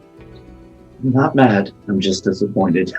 No, I was both mad and disappointed. There is not an either or. There's a twitch to Casator's hand as he starts to cast Prestidigitation and just make Oust's tongue just taste like mud or something for the next hour.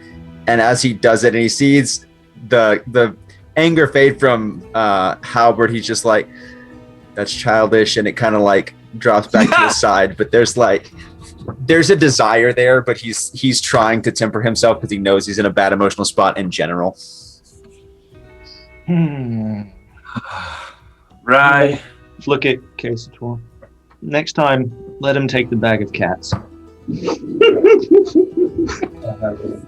I assume he's had it since before. Oh, somebody said that.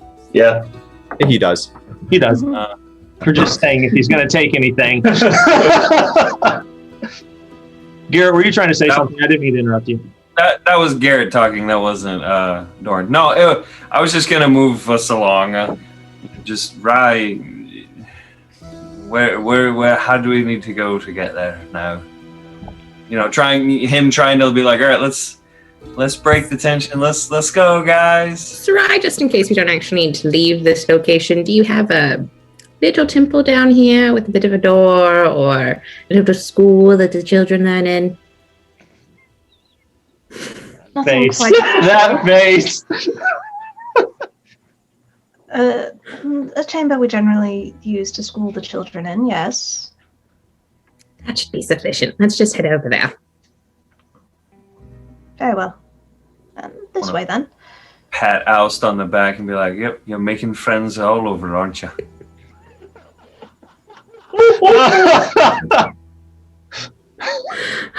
I love it so much. As you're walking away, Doran, just under his breath, you hear a, "Not here to make friends." Well, you're succeeding with your mission. And then as Case tore past and trained with Thor, and he said, "No, but it wouldn't hurt." Yes. Because I wasn't gonna say anything. Thank you for that. Leave it to the board. Does kind of noticing some of this, does Oust have like a bag on him? Oust, make a perception check. Tell me Orbis is about to pickpocket. 15. 15. He's got a lot of pockets. Okay, I'm just going to, is he wearing like a cloak or anything? Tell me you're gonna sleight of hand this man. What are you trying to do? Let's go with that, and then we'll describe what I'm gonna happens use there. Druidcraft to make one of the either the pocket or the cloak smell like skunk. You've been a part of this group for like 10 minutes and you're already like... You can tell Holy Orbis. You can already tell bullshit. though Orbis's character is very childlike, and he's just like, "This dude's a butt skunk." I mean, yeah, actually, kind of. That's so good. Well, what did I do with that thing? Where did the pencil? This chamber very quickly becomes redolent with the stench, Lord. like burning in your nostrils. Oh, A skunk. But it's only in a 5-foot cube around Ouse. That's just like a real skunk spray. It says the effect must fit within a 5-foot cube. There's just no I skill have past scooped that. up the chest Bullet point plate number and 3. I'm walking. I scooped up the chest plate and I'm freaking walking with Rye, trying to get away from the stank. Because it's so stanky. Yo, seriously, out where I live, like, I know Lauren's looking up a thing, but oh my god, like, we get critters out here and like stuff. We've got this little whiteboard. Like, short version is like my parents, their house is basically my neighbors, right? So we've been getting skunks and whatnot. And Dad has this cage that he's got. It's like a little trap cage from a Tractor Supply. There's a running tally on this little whiteboard on their fridge of how many critters he's caught. No joke, he's up to like 14 skunks. Oh god, it's absurd. And it's like it's like, all right, there's another one. Throw it in the truck. All right, drive across the lake. All right, get out of here. Oh shit, it's sprayed. The man has not gotten sprayed yet, which is like, thank the maker, because that I don't think anyone wants to deal with. But he's caught like 14 skunks and like 3 of the stray cats, one of which was twice because that cat is dumb. Yeah, it's wild, man. Okay, so the skunk Rules sense break out. is an instantaneous, harmless sensory effect. So it's a faint odor rather than the redolent stench of fresh spray. But yeah, we'll say it tracks along for a little while. What does he dress in? He got like a Lauren, what spell was that? Druidcraft. Okay. I had said prestidigitation, and that's literally the exact same wording as the first bullet point of that, so I wanted to make sure you didn't mind fart and look up the wrong spell. Yep. No, Cool. I'm good. That's funny. Really? Alright, so Orberus and Harker are fixing to head outside for a commune with nature. Split the party! Doran and Halberd are headed to the library. Kazator, as they are leaving, Gertie gets your attention. Says, well, shall we see if our own research might begin tonight? Or would you prefer an evening's rest? I know it has been quite a day for you. It has. Not being around my friends, though, I'd rather keep my mind busy, so an early start might not be a bad thing. Very well, then. This way. And she starts leading you through the caverns. Into an area you haven't been before. We'll get to that here in just a minute. Actually, no, let's go ahead and we'll resolve this now. The way that she leads you, Kazator, passes through an area of the catacombs you haven't been in before. It is a winding path, and it leads you to a small tunnel, narrow. It's going to be a very tight fit, maybe 2 feet wide or so. And there it comes to a section where you have to literally turn sideways and sort of hold your breath for just a moment as you're sidestepping through into this very, very tight space. And that lasts for 4 or 5 feet. It's almost claustrophobic if you would have had that effect. And it eventually widens back out, and you are led along for a while, longer than you would have expected being in these catacombs. Eventually, Gertie leads you to a side passage, and this side passage angles up and out, and it is getting towards evening outside. You emerge out of the catacombs into the a district of the city. From everything you've been able to guess, the little bit that you've been able to tell, but from what you've overheard and from what you know, you're looking around and it seems to be a very bright and vibrant and colorful district. It's very active this in the evening hours here.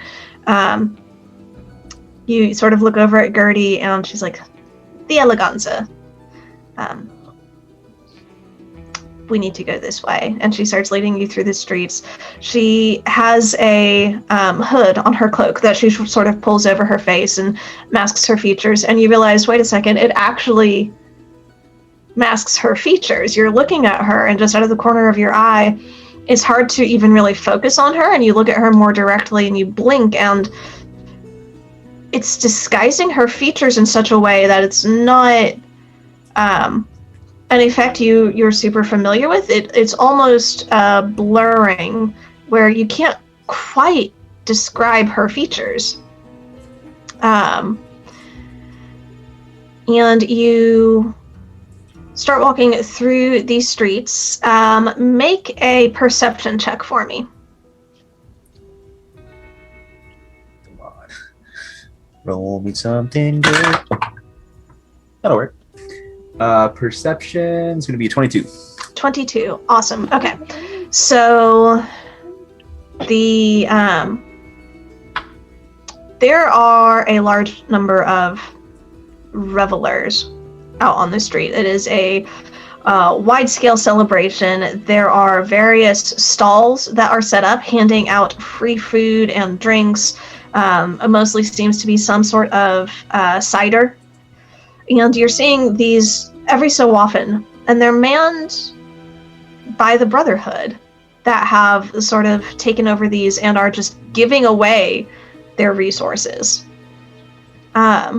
You're overhearing bits of conversation talking about the parade and the ceremony, the welcoming speech of that the archpriest gave for the Brotherhood, and how, they weren't too sure about this at first, but it's fairly hopeful, and it's an overall jovial and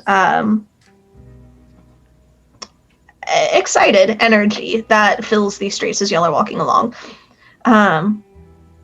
Gertie leads you through some side streets and off of the main thoroughfare fairly quickly and towards a small temple. She doesn't take you into the main gates, but instead around to the side.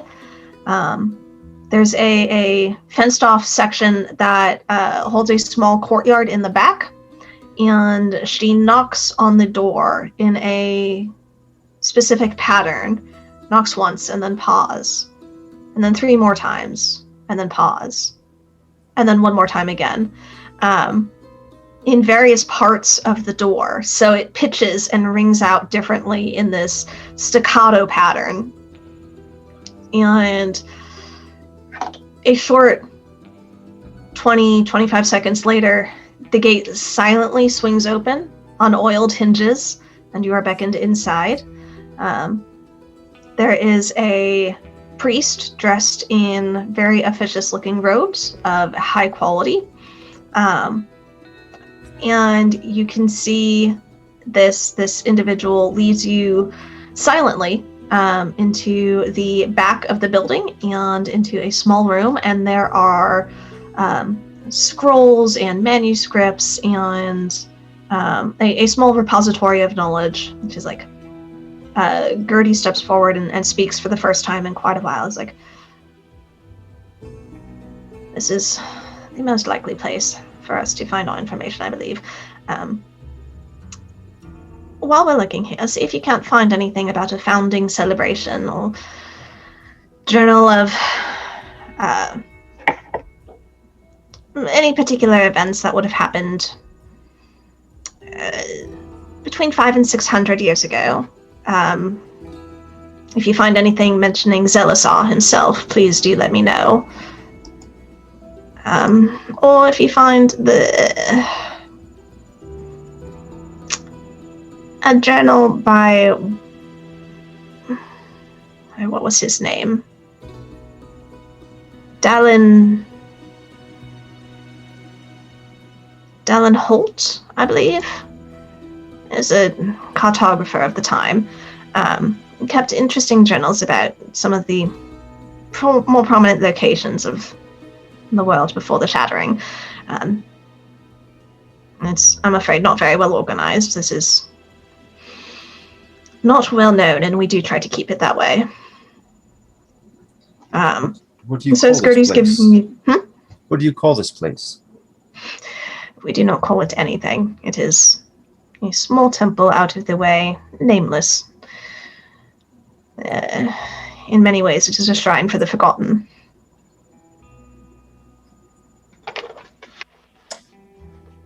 Is this only a small repository that can be seen here, or are there books that can be called up, or someone to help search?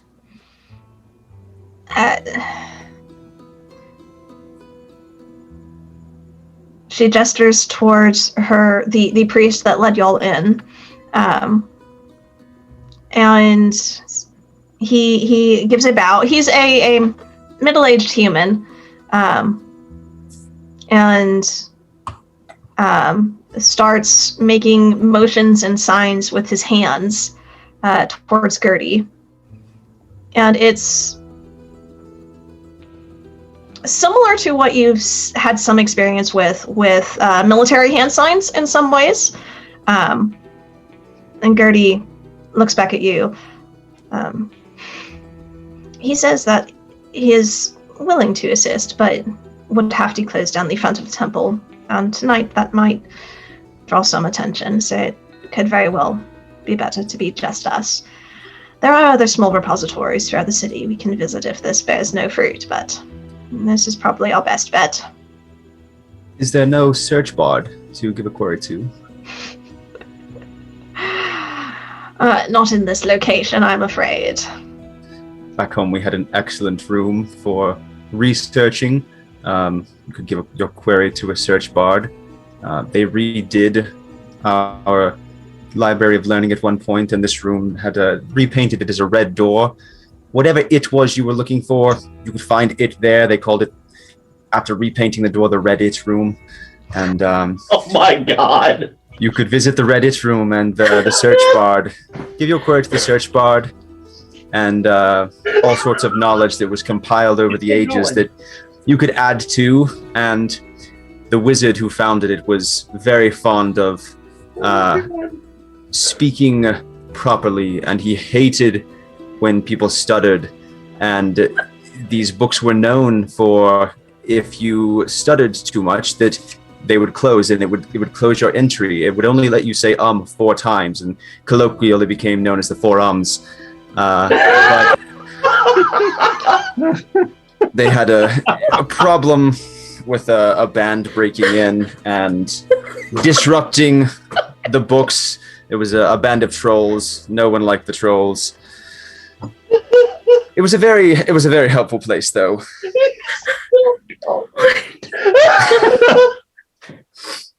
Jordan. Jordan. Forums. Yes. Jordan. Yes. Jordan. You Yes. just won D&D. You know that, right? We somehow created Zoom and Reddit in this world. Uh-huh. Visit the Reddit room. Use the search bard to look through the forums. But those trolls, though. Those trolls. Anyways, I will see. Delightful. I will see what I can find, and inform you of anything interesting. Right, so go ahead Dude, and how long have you been holding on to that? How long? make an investigation check. He's a magical bard. Investigation.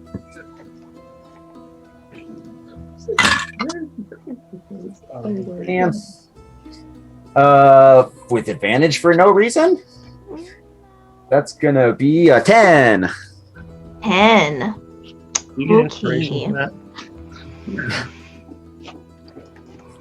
Use a thing. So that's how- I'd have advantage if there was a search bard. Uh-huh. Level up. So you're looking and you're not finding anything in particular. The closest you can come is a mention of Zelisar and some events after the Shattering some 580 years ago. Gertie is also looking, and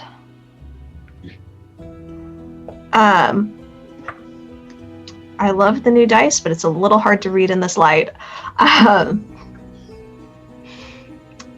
Is muttering under her breath and calculating the days, but the calendar changed this year, and so it's actually going to be. And you see her pull a piece of paper aside and jot down some math and some notes. So, but if we look and we cross-reference here, and she mentions, you mentioned to her this journal you found with this note about Zelisar, and just, okay, that requires here, and it's, fascinating. Very interesting. Good to know. This may take a little bit more time. I must do further research, but have you anything else? Any other questions? You seem to be a smart lad. Some astrological signs. Go look for any star charts if you can. Some. It should be over on that wall somewhere, if you will. So go ahead and go make another investigation check. Do that. Okay.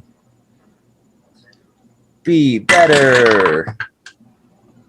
It is. It's an 11. An 11. 11.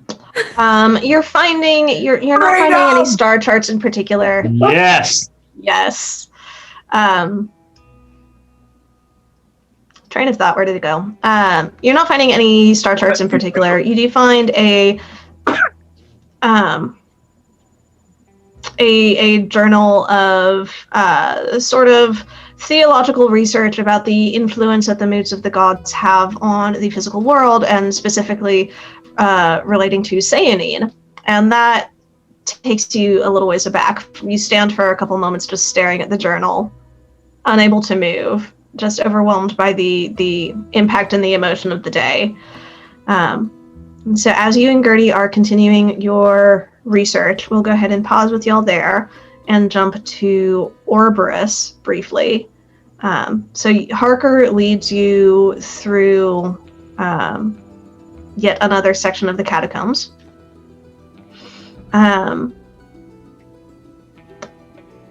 He turns and he looks at you and is like, okay, you're wanting outside. Are you needing just fresh air? Are you wanting something in the city, something outside of the city? Well, unfortunately, some of my spells and gifts don't work well when nature has been destroyed and renovated into, I guess, what you would call civilization. So something outside of the walls of the city would be preferable. I don't have to go far, just somewhere where I can be surrounded by nature for a few minutes.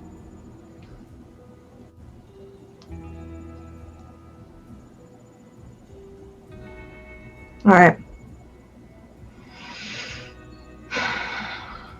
Is there an exit to these rather lovely tunnels that takes us outside the city? Make a persuasion check.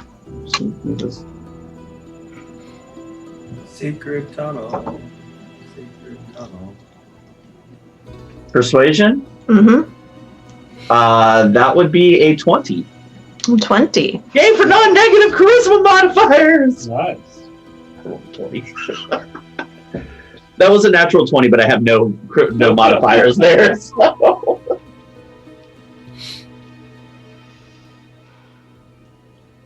I can take you away. I would prefer you not spread the presence of this particular passage too widely, or at all, if you take my meaning. I think I'm pretty good at keeping secrets. This way, then. And he does an about face and takes you deep into the tunnel system. And you walk for a while, a long while. And the tunnel goes down at a fairly steep angle for quite a bit, and winding around. There's a point where you come to a chasm, and there is a rope bridge swinging over it, just ever so gently. Harker leads you across it and down a tunnel. That's terrifying. I'm gonna go out on a limb and guess that this is not on the map. That would be a safe bet. Yeah. 15, 20 minutes later, you start seeing firelight, torchlight of some kind through the tunnels ahead, and you encounter a warmly lit cavern that is filled with a number of shapes of individuals that you recognize. A fair number of half-orc and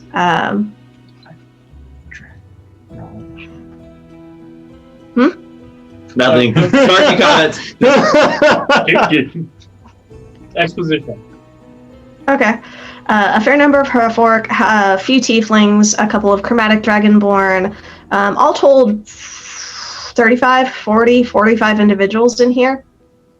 Gathered around a number of large tables with a couple of various, looks like stew pots and a couple of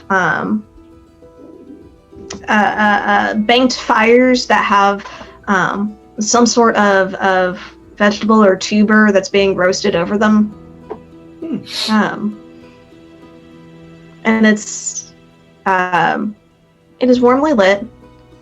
There are a few sort of sideways glances as Harker comes in before he steps fully into the light, and they wave at him in the middle of the meal.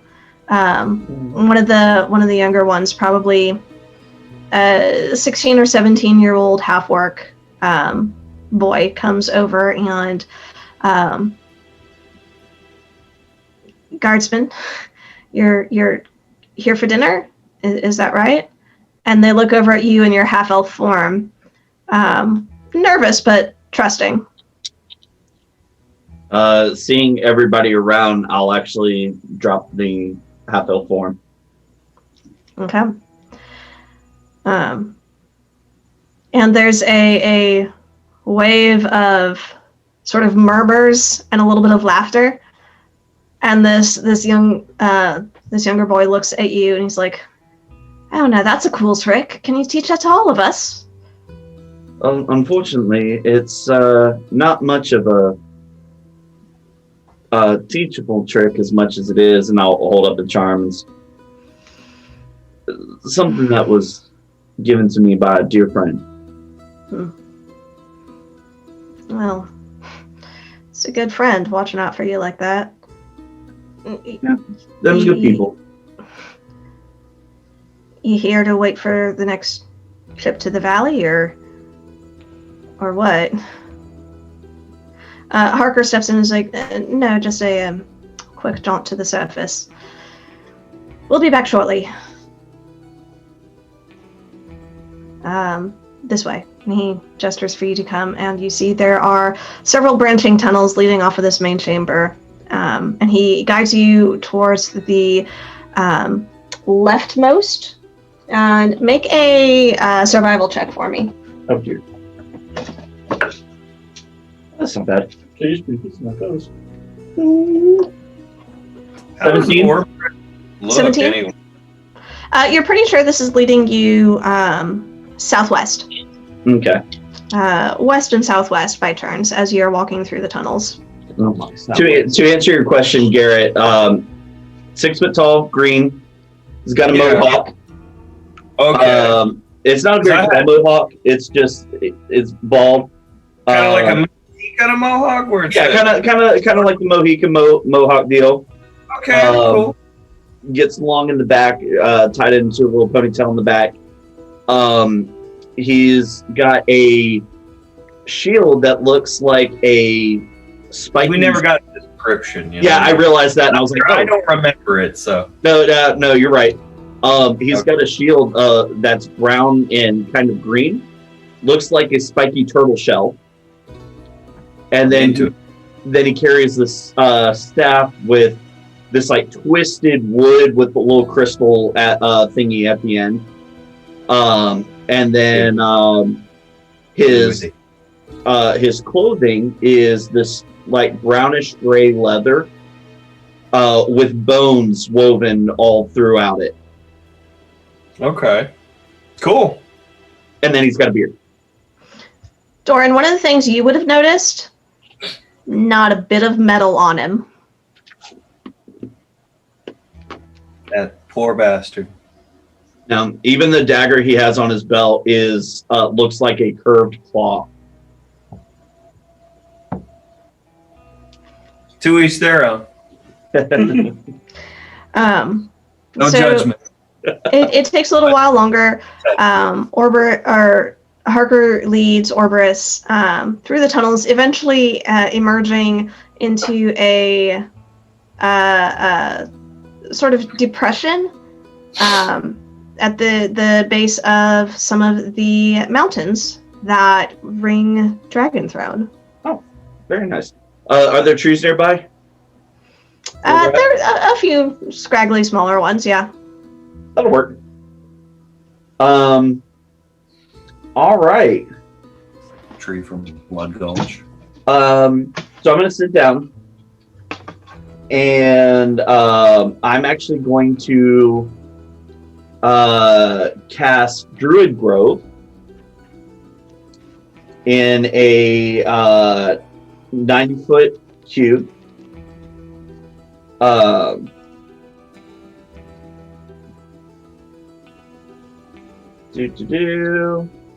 Serious.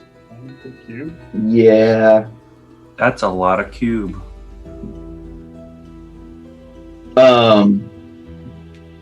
And then I'm going to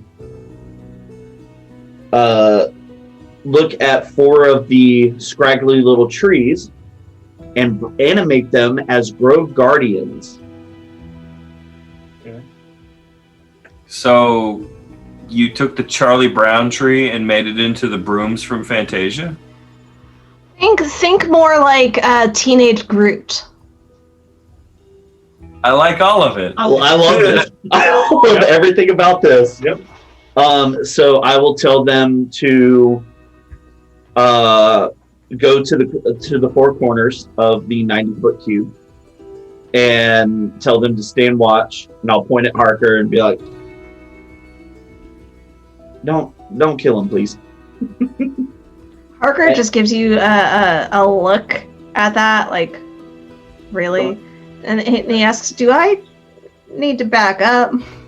No, you'll find. Just don't piss off the shrubberies. And then What? I don't know why that's so funny. Don't piss off the shrubberies in such a nonchalant way. Oh, God. And then I will, after I set all that up, I'm going to cast Commune with Nature as a ritual. Okay.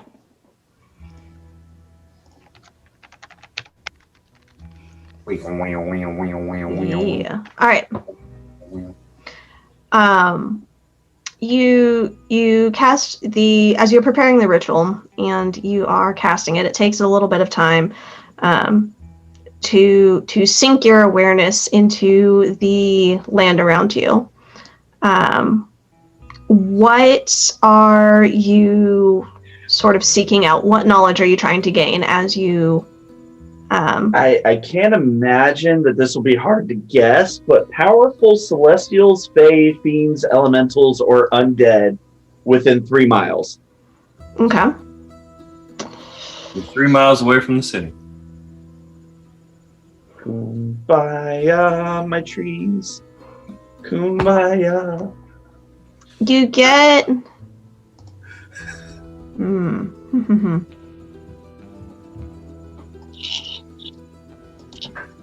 See, the tricky word there is powerful. You're not getting any powerful undead. You're not getting any powerful elemental. You're not getting any powerful fae influence. Oh, I don't like this. I don't like the fact that you stopped there. You're not. We knew this was coming. We all knew. Maybe. Okay, I will go ahead and I will give you this. You get some very, very mild sense of celestial influence. And you get very, very mild sense of fiendish influence. Like, it's right at the border where they're not... The spell, as you're communing with nature, it struggles and it pushes, and it's only because you have spent so long in the natural world itself that you have such a connection to the world around you that you're able to even discern. But nothing that is unduly alarming. There's not an, oh my gosh, massive force of fiendish energy that you can feel. All right. Do I get a sense of quantity? Gain knowledge about the 3 facts. Sorry, I'm reading through. Yeah. Do I guess what I'm going to look at is quantity and area, like they might be in.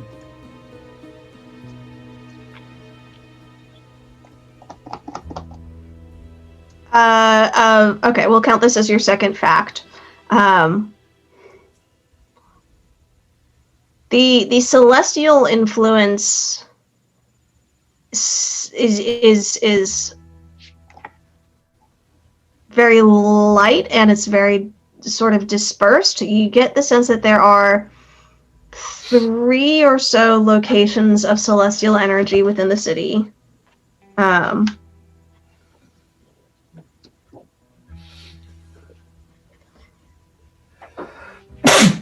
Bless you. Me.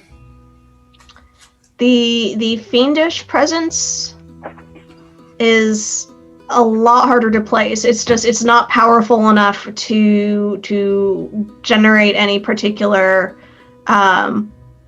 overwhelming clarity of location. It does seem more dispersed throughout the city. They're everywhere. Cool. All right. Yeah, that's pretty much what I needed to make sure of. I'll go over and just put my hand on each of the trees and look at them. Thank you for your protection. And I will let them go back to where they were. The shrubbery.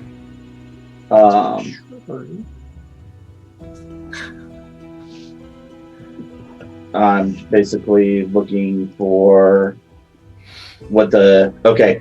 So for the next 24 hours, they'll guard this area. Mm-hmm. So I will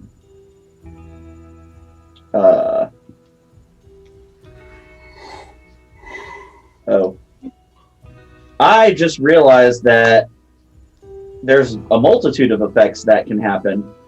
This is what happens when you read your spells, folks. Yeah, it's helpful. A fighter. It doesn't say I have to choose. So all of the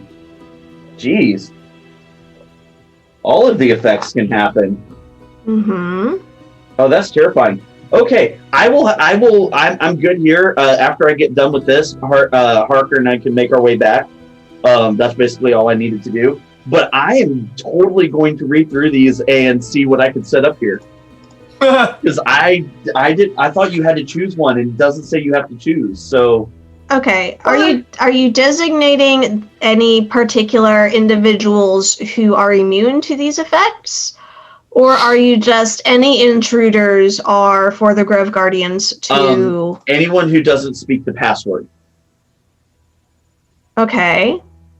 And the Guardians will be instructed to. I'm going to make this big thing, but short version: anyone who tries to enter the Grove without the password, the trees basically pick up and move for the next 24 hours. Right. And I will have to look at all these things. I'm so excited to be playing a druid right now. Yeah, I will get back to you on that so we can pan left. Okay. Halberd, Doran, and Rye. Hello. Sarai leads you to the chamber that's usually used as a schoolroom, essentially. And there is not a doorway per se, but a cloth covering, sort of a tapestry, roughly woven, very, very homemade. Bright colors, sort of designed to bring a little bit of life into this place. Sarai looks at you, Ryan, and says, I hope this is suitable. Could be. I'll just make sure that the curtain's arranged nicely, and then once it's all set, I'm going to call on the power of the lightning. Call on the power of the library and pull the curtain Do you back. need an axe? No, I can do my own lightning. We figured that out in the battle. Oh, right. Dueling lightning. It's like dueling banjos, but more zappy. So I'll call on the power of the library as I pull the curtain aside to go through. All right. The doorway does open. Oust leads everybody in. Sarai and Doran and Halberd, you make your way through and ride bringing up the end. Halberd, you emerge into a very familiar sort of plaza. Oust has already reassured the guards and made the way clear.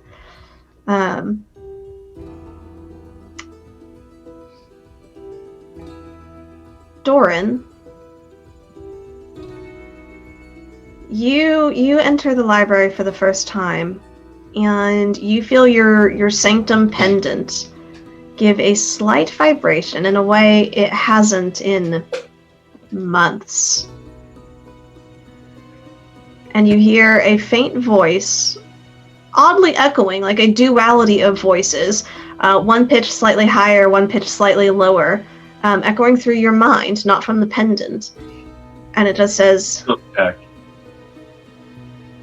"Be welcome." Okay.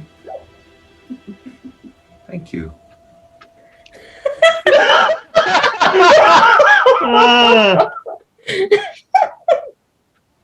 Love it.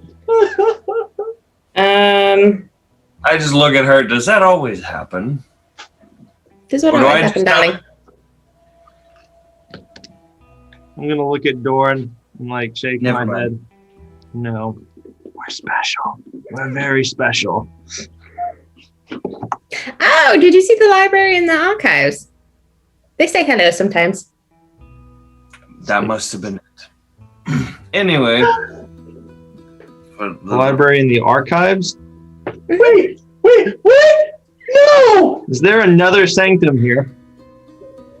Yes, I thought we've discussed this previously. So there was library, and then there was the archives. And the archives got attacked, and the library assisted with that. But then the archives got brought into the library. Good deal. Thus, you've got research librarians. No, and you're good. You're good. okay, What's the other sanctum that's attached to your sanctum that's not attached to your sanctum that's not your sanctum? chapel, darling, the Wait. chapel. That's what I was wondering. I was like about to freak out and be like, oh wait, we have Also another one that we don't know about. Oh, Wait. man. So what he's saying, this sanctum was a few sanctums that have grown together? No, so the library and the archives were very closely associated with. They've got very similar purposes, although the archives tends to deal with higher level active artifacts, whereas the library deals with more of your inactive items. Oh. And so whenever the archives was attacked, it was in a very weakened state, and so it joined with the library. But the library has affiliations with other sanctums. They're friends, essentially. And the chapel is one of those. So these are separate sanctums that can interact. Yes. Okay. That makes some sense to me. So Yes. I need to go to the library proper, so we can go ahead and get a couple of things deposited. Darling, and I'm saying this specifically to Oust, would you be able to take at least Sarai? I'm not sure if Doran wants to go as well to see Vanilla, but would you take Sarai over to Gaspin and introduce her to him, help her get over to the chapel so she can see Vanilla, and I will meet you at the ants afterwards? He just raises an eyebrow. And he turns Lovely. Thank you, darling. He turns and looks at Sarai. And he just... this way. Man, the edgelord factor is so up there. Oof. Yes, Doran, if you would like to go visit Vanilla, you're welcome. We can make sure that Gaspin gets you back from the chapel without issue. Halbert, I'm not sure if you wanted to do the same in this interlude. Perfectly honest, I came here for somewhat selfish reasons. I'm with all the curses and possessions and things. I just was hoping I could see someone who would make sure the items I possess are safe. You know, we There's that 19 intelligence kicking in. Yes. I'm a bit concerned about that one, and I'm a bit concerned about, this one, to be perfectly honest. And I want to make sure that I'm capable of protecting people that I care about if I'm to keep doing that. But I have a bit of a personal errand to run before we get to the aunts, but if you're okay with standing by for that, the deaccession librarians where I'm headed to would probably be able to assist with that. I'm not really in a hurry at this rate. The curses are probably running rampant as it is, so... Well, I'm definitely in a hurry because I'm technically already late for dinner. We were supposed to do this yesterday. Oh, damn. Well, then, after you. How about, darling? Did you have a preference?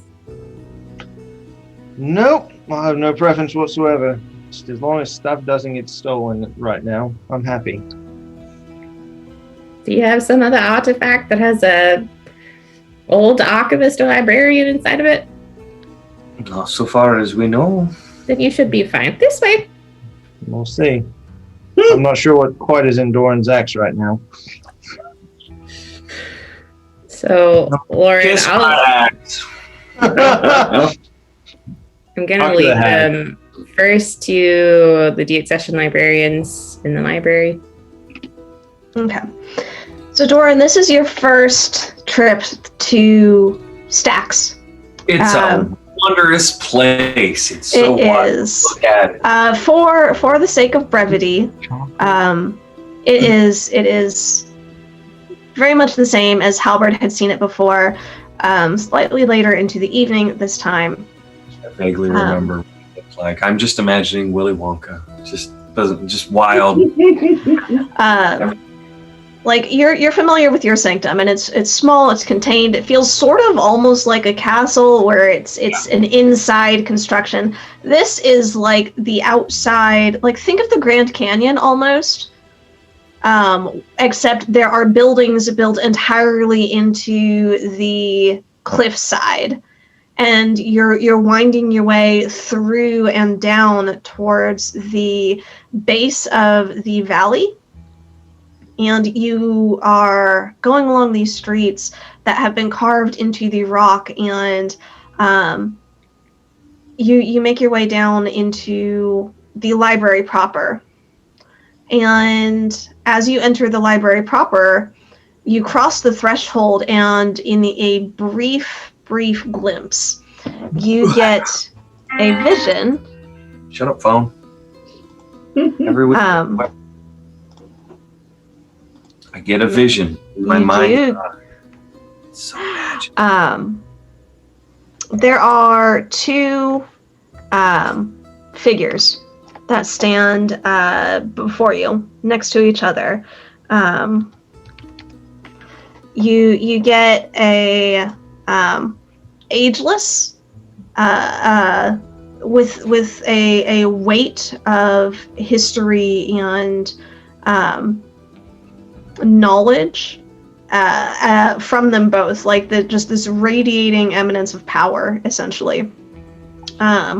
You get a brief glimpse of a scholarly figure, a male, you would think, your best guess. Bright eyes turned upon you, standing next to this female warrior, this woman in armor, weapons sheathed, but radiating power. And you take that second step, and your vision is back to normal in this massive construction of a library, multiple floors, stairways leading up and around, and massive bookshelves of all types of knowledge. You can see many individuals just wandering the walkways. There are tables set up in little alcoves, and as you're looking like through this grand auditorium-like structure, you're realizing that this isn't even all of it, that it stretches further back, and there are multiple chambers, and it is a massive structure. It's so many books. Does it smell like a library with the old book kind of smell you get? Oh yes, paper and ink. That wonderful combination of just comforting smell. Lauren is a very avid reader. Can't imagine. Maybe just a little bit. Nah. That's just the ones you can see in frame. Anyway, DX session librarian. For the sake of brevity, right? You lead him to the DX session librarian. Yes.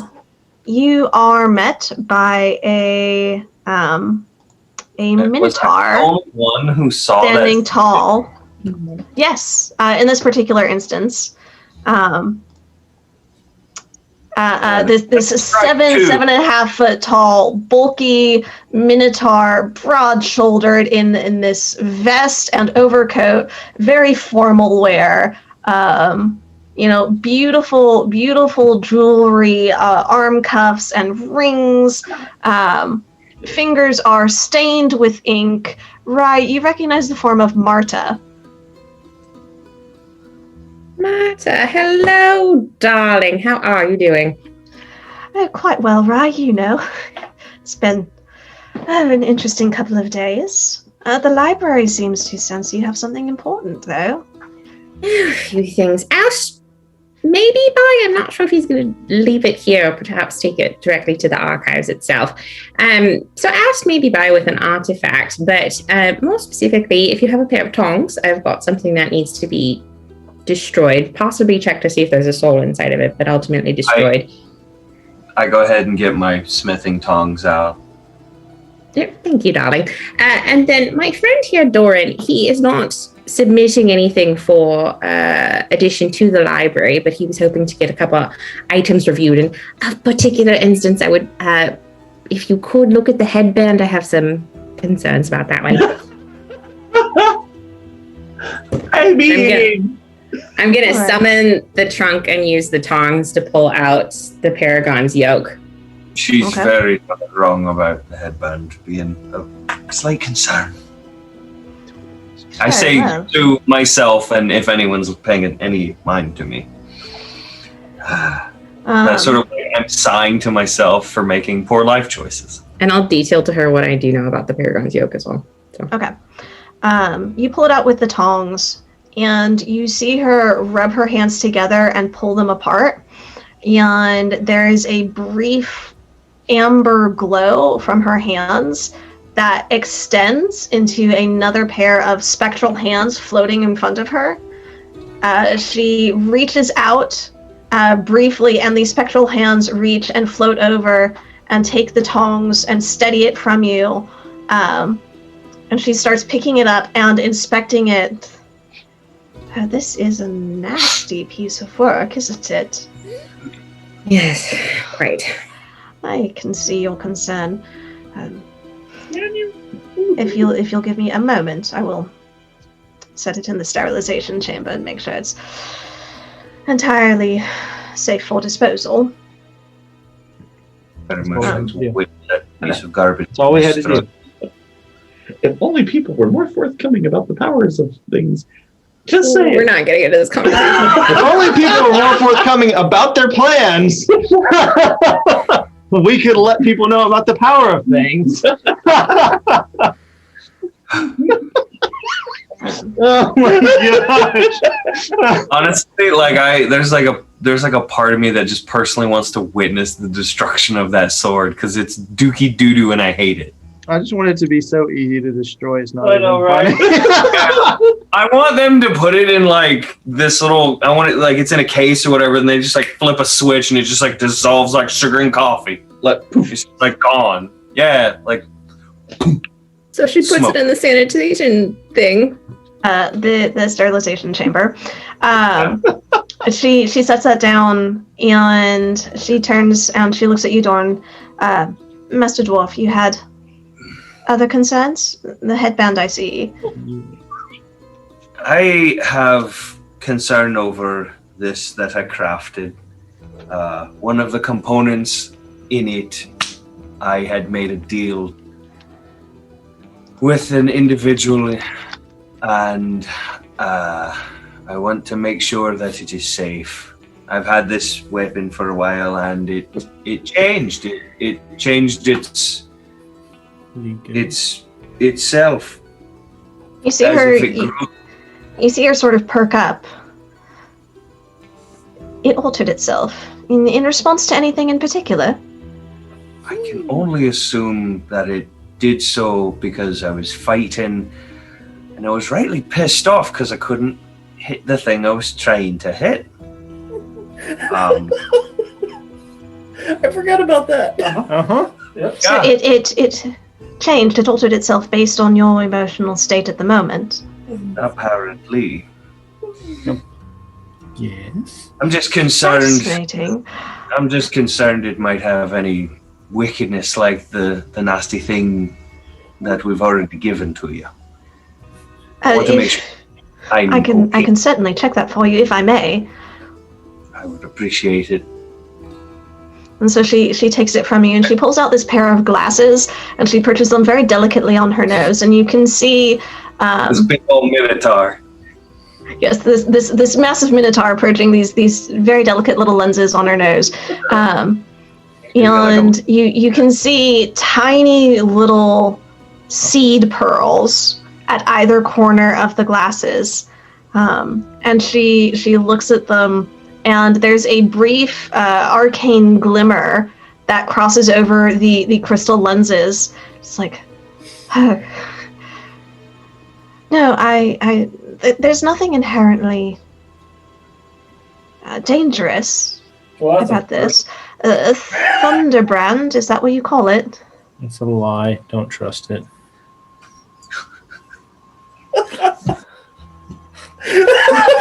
I think we broke Garrett. No, it's just I'm tired, man, and I'm trying to act, and it's like, I'm acting up. What was the question? What happened? Who did what? Thunderbrand, is that what you call it? I mean, frankly, I've referred to it by a few different names. Is that what you're getting off of it? That this is named a Thunderbrand? Some vague sense of that. It's not strong. If you wanted to change it, you still have the opportunity. More to the point, contained within it is a tear of Mistra. I don't rightly know what that is. Oh, they're very rare. Valuable, too. There were not ever very many of them. A tear of Mistra is supposedly, according to lore, shed by the very goddess of magic herself, an ancient relic of a bygone era, able to absorb some form of elemental magic and take on the very nature of that enchantment, able to impart it into weapons or armor or sometimes a wondrous item. And such items will grow with their wielder, will change and alter themselves and become more powerful over time as the wielder himself, in your case, adapts to that nature. Well then, that's very good. That's what the item in question was. It was, I don't rightly remember what it was called when it was given to me, but it was effectively that I could put some sort of power into it, and then that item could be affixed to an item as you've described. So that's good. At least I know this thing isn't cursed. You said you made a deal for it, paid some sort of cost. Aye. Let's call it that. Yes. That sounds nice. You know, as I look at him, sometimes you make poor decisions. I mean, Doran. Oh my God! Sometimes you make poor decisions when you feel guilty for making other poor decisions. So maybe, as I grab him by whatever is right there, maybe you shut your bloody mouth, eh? Smiling. I can. I swear he's my friend. I promise that. It's a special type of friendship. Hey, that's special for sure. I see. How long have you been together? Knew it. Not that kind of special. Forgive me. You banter much like an old married couple. I wasn't sure. I mean, yeah. He does look old, doesn't he? You should see the other one.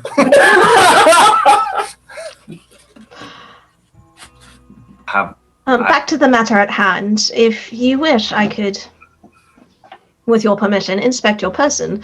If there's some form of dangerous magic inherent upon you. The headband, darling, the headband. I the headband, but I wouldn't mind being investigated for being cursed, though. The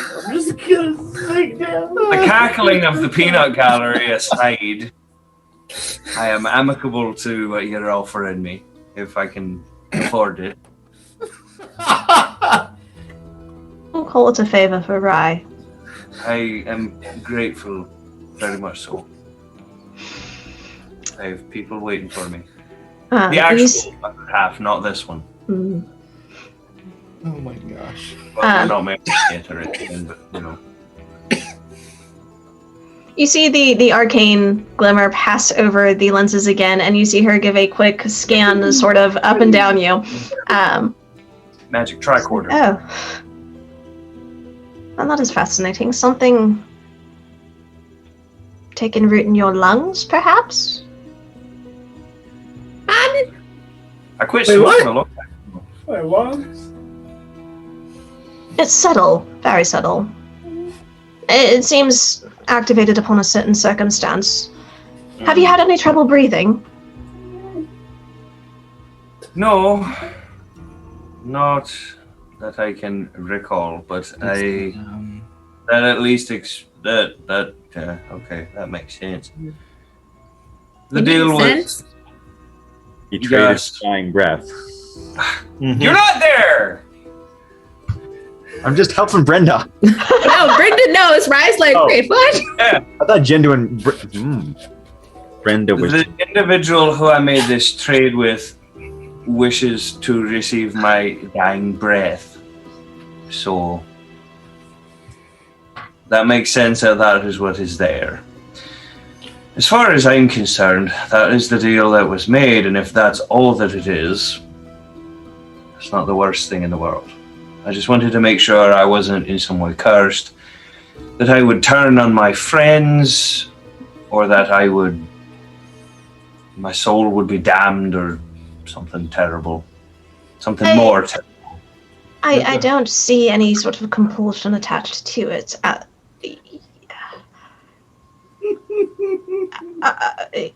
It is entirely, of course, your decision what to do with your body, and I will not advise one way or the other, I suppose.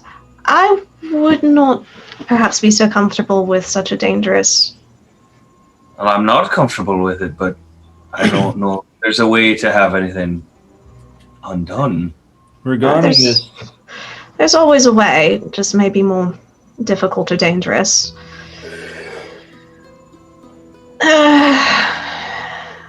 Regarding this dying breath, will it inhibit us from actually bringing someone back? Should that breath be taken away? That is entirely possible. If with your dying breath given up, that does imply, of course, there will be no further breaths, and a resuscitative spell, revivification or resurrection after that would likely install the soul in a breathless body, ultimately ineffective. What? I've been waiting so long to ask that question. That information was not disclosed. Was neither asked, but Crossbow, boom, boom. No idea what he just said. A crossbow goes boom. and because he got mad about Rye's death, he goes bigger boom. At who knows what other costs. Great. No one can be brought back. This is fine. No. This is just two of us. All my friends. The two of us plus Jay's two past characters. Yeah. I was referring to the current. The two of us. And I'm one of those two, right? I'm good, maybe. All right. Moving on. What's dying over here? I just watch my friends die. It's fine. This is fine. Yeah, I hesitate to ask with all the gifts you've given. Cancer. Right, you have brought me the most interesting afternoon I've had in quite a while. Let's round it out and go 3 for 3, shall we? Just seems like an interesting day for me. Thank you. That's exactly what I was You needing. too, eh? Yes, 3 for 3, darling. Let's do it. Headbands then. And one more time, this arcane shimmer of this turquoise light passes over the lenses, and the seed pearls sort of starting to glow more and more brightly as the glasses are triggered consecutively. I see it. Headband of intellect. Fascinating. I don't sense any particular dangers within. No inherent curses, although it has been containing elements of previous wearers, knowledge bases of things they may have access to. Not inherently harmful, but potentially, depending on how one was able to access the information, potentially dangerous. Let's take it off your hands for you, Master Dwarf, and research it more closely. Are you saying there's ways for him to access information that previous wearers and their consciousness is actually imbued inside this item? Yes, that's a quite succinct way of stating that. Are you able to do the reverse? The longer he wears it, the more he imprints a portion of his own knowledge within it, I assume. Can previous wearers access his knowledge? Not while they're not wearing the headband. It does seem fairly localized. Can previous wearers access his body? You've had that happen recently? We don't trust anything we have anymore. I like my stuff. The sword's fine. I'm not getting any particular sense of any element of that sort of nature. Is there Nothing necromantic or conjuration based within it. Is there a way to tell who the previous wearers were? That would require further research. I'm afraid I don't have the answer for that immediately. Right now, I'm going to hold on to this. As you will. You're always free to turn it over to the library if you find yourself uncomfortable with it. Any of the knowledge it possesses. We do offer the service of, as you see, removing dangerous items from the world at large. Warehouse 13. Or the library might just take it. So I know. that was out of character. I'm gonna say, like, you got two people there that'll probably hit you. Oh no, hit me is very nice. I suspect total death if I were to actually say that comment. I mean, you know. Is there any further service I may perform for you, Miss Rye? I don't know of any. Thank you for your time, Marta. Like I said, Oust may be popping by. I'm not entirely certain. He may also decide that the item he has belongs better with the archives. So, Very well, I will keep an eye out for him, just in case. have a good day. You as well. Be safe. I'm going to bow deeply and follow after Rye as she leaves. I'm gonna do basically the same, but more trudgingly. Oh, bad. Now that I have my cancer diagnosis, Wow. Wow. Wow, indeed. I'm gonna walk beside him and just put my arm on his shoulder and say, she did say there is a way to get it back. that's the question: is how? And I imagine it's not something that I can do easily. Well, I'm not entirely sure how, but I can say, as much as it was within my power, we'll walk that road together. Casey-Tor needs to know this too. Yeah. I could use some happy news at some point. I'm very ready to not be in Dragon Throne, or should have gone fought a war in the north. Should have fought a war in the north. You are not wrong. So next time, just no holds barred. We have an agreement. If there's a war in the north, we're going. You're right. You're right. I've been saying it for 2 years. And it's only been 6 months. It's amazing how Time flies when you're strangely cursed. Man, I'm glad I've been thinking up random extra D&D characters. This is good. Good to be prepared. Be prepared. I was waiting for it. Yep. Thank you. You'll have Had to. Right. Rye, any more stops, or are you heading towards the ants? I'm assuming there's still a little bit of time before Oust is going to get back with Sarai. So I'm actually going to go down to the crypts to where Donner is located. And I'm going to pull out the Giant's coffee to make a couple cups. And I'll put one down in front of where he's at and just kind of sit on the trunk and drink my coffee. And the only thing I'll really say is, I'm sorry, I know I was late again.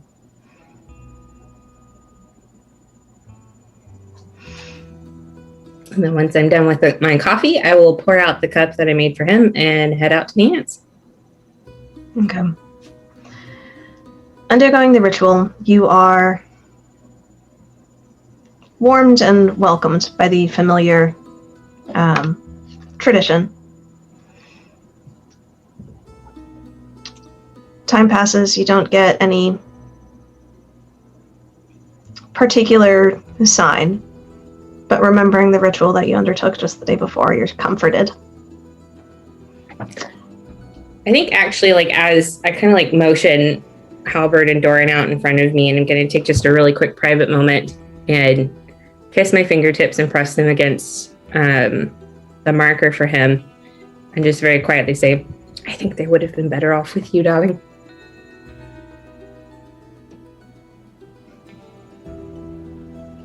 And you press it against the cold stone, and you feel it warm briefly underneath your fingers. You're not sure whether that's any sort of particular effect or just your body heat warming it up. I'm going to head off to the ants, and that is where we will pick up at the beginning of next session. Woo! Woo. God, so much information. Oh, I might go hide under a table now. Also, we still haven't slept yet. This is still part of the same shitty day. Lauren herself is finally the object of the interrogation. Damn it, I really hate this. I really legit wanted to ask if like there was anything she could have done for me. But we ended up walking away. I mean, technically we haven't left it. Yeah, no, when there's time, I guess next week I'm going to ask somebody. Oh, God. Oh, there's so much. Lauren, I want to make a magic axe that can shoot lightning like Thor because that's cool. Okay, cool. Here's magic rock. Cool. I will make the deal because I fucked up. Great. Now you're cursed, you stupid ass. Is that how that went? Yeah. That's not inaccurate. That's 3 degrees separation from basically what happened. Oh my God. Not even 3 degrees. It's like a degree and a half. Yeah. Oh. That was fun. That was fun though. Yeah. I thank y'all for sticking through that. I know that got a little busy there. The party split again. It's going to be crazy. Yeah, we about like we're never splitting the party ever again. What did we do? We immediately split the party in 3 directions. 4 directions. Solyax has never been back. Y'all all just left me. I am doing the exact same thing I was doing last. That's what I'm saying. You've never been back. Yeah. Yeah, Wes, you were a guest star this episode. Solyax has been back long enough to kill Val and make him up Essentially. All right. Thank you for coming along with us on this adventure. We hope you enjoyed it and that you'll come back next week. In the meantime, check out the stuff we have available on Facebook and Twitter and Instagram and TikTok. Check out the podcast on SoundCloud and soon to be on our website. Stay safe out there this week. Stay healthy. Take care of yourself. Come back and see us next time. Thank you guys. Bye. Don't make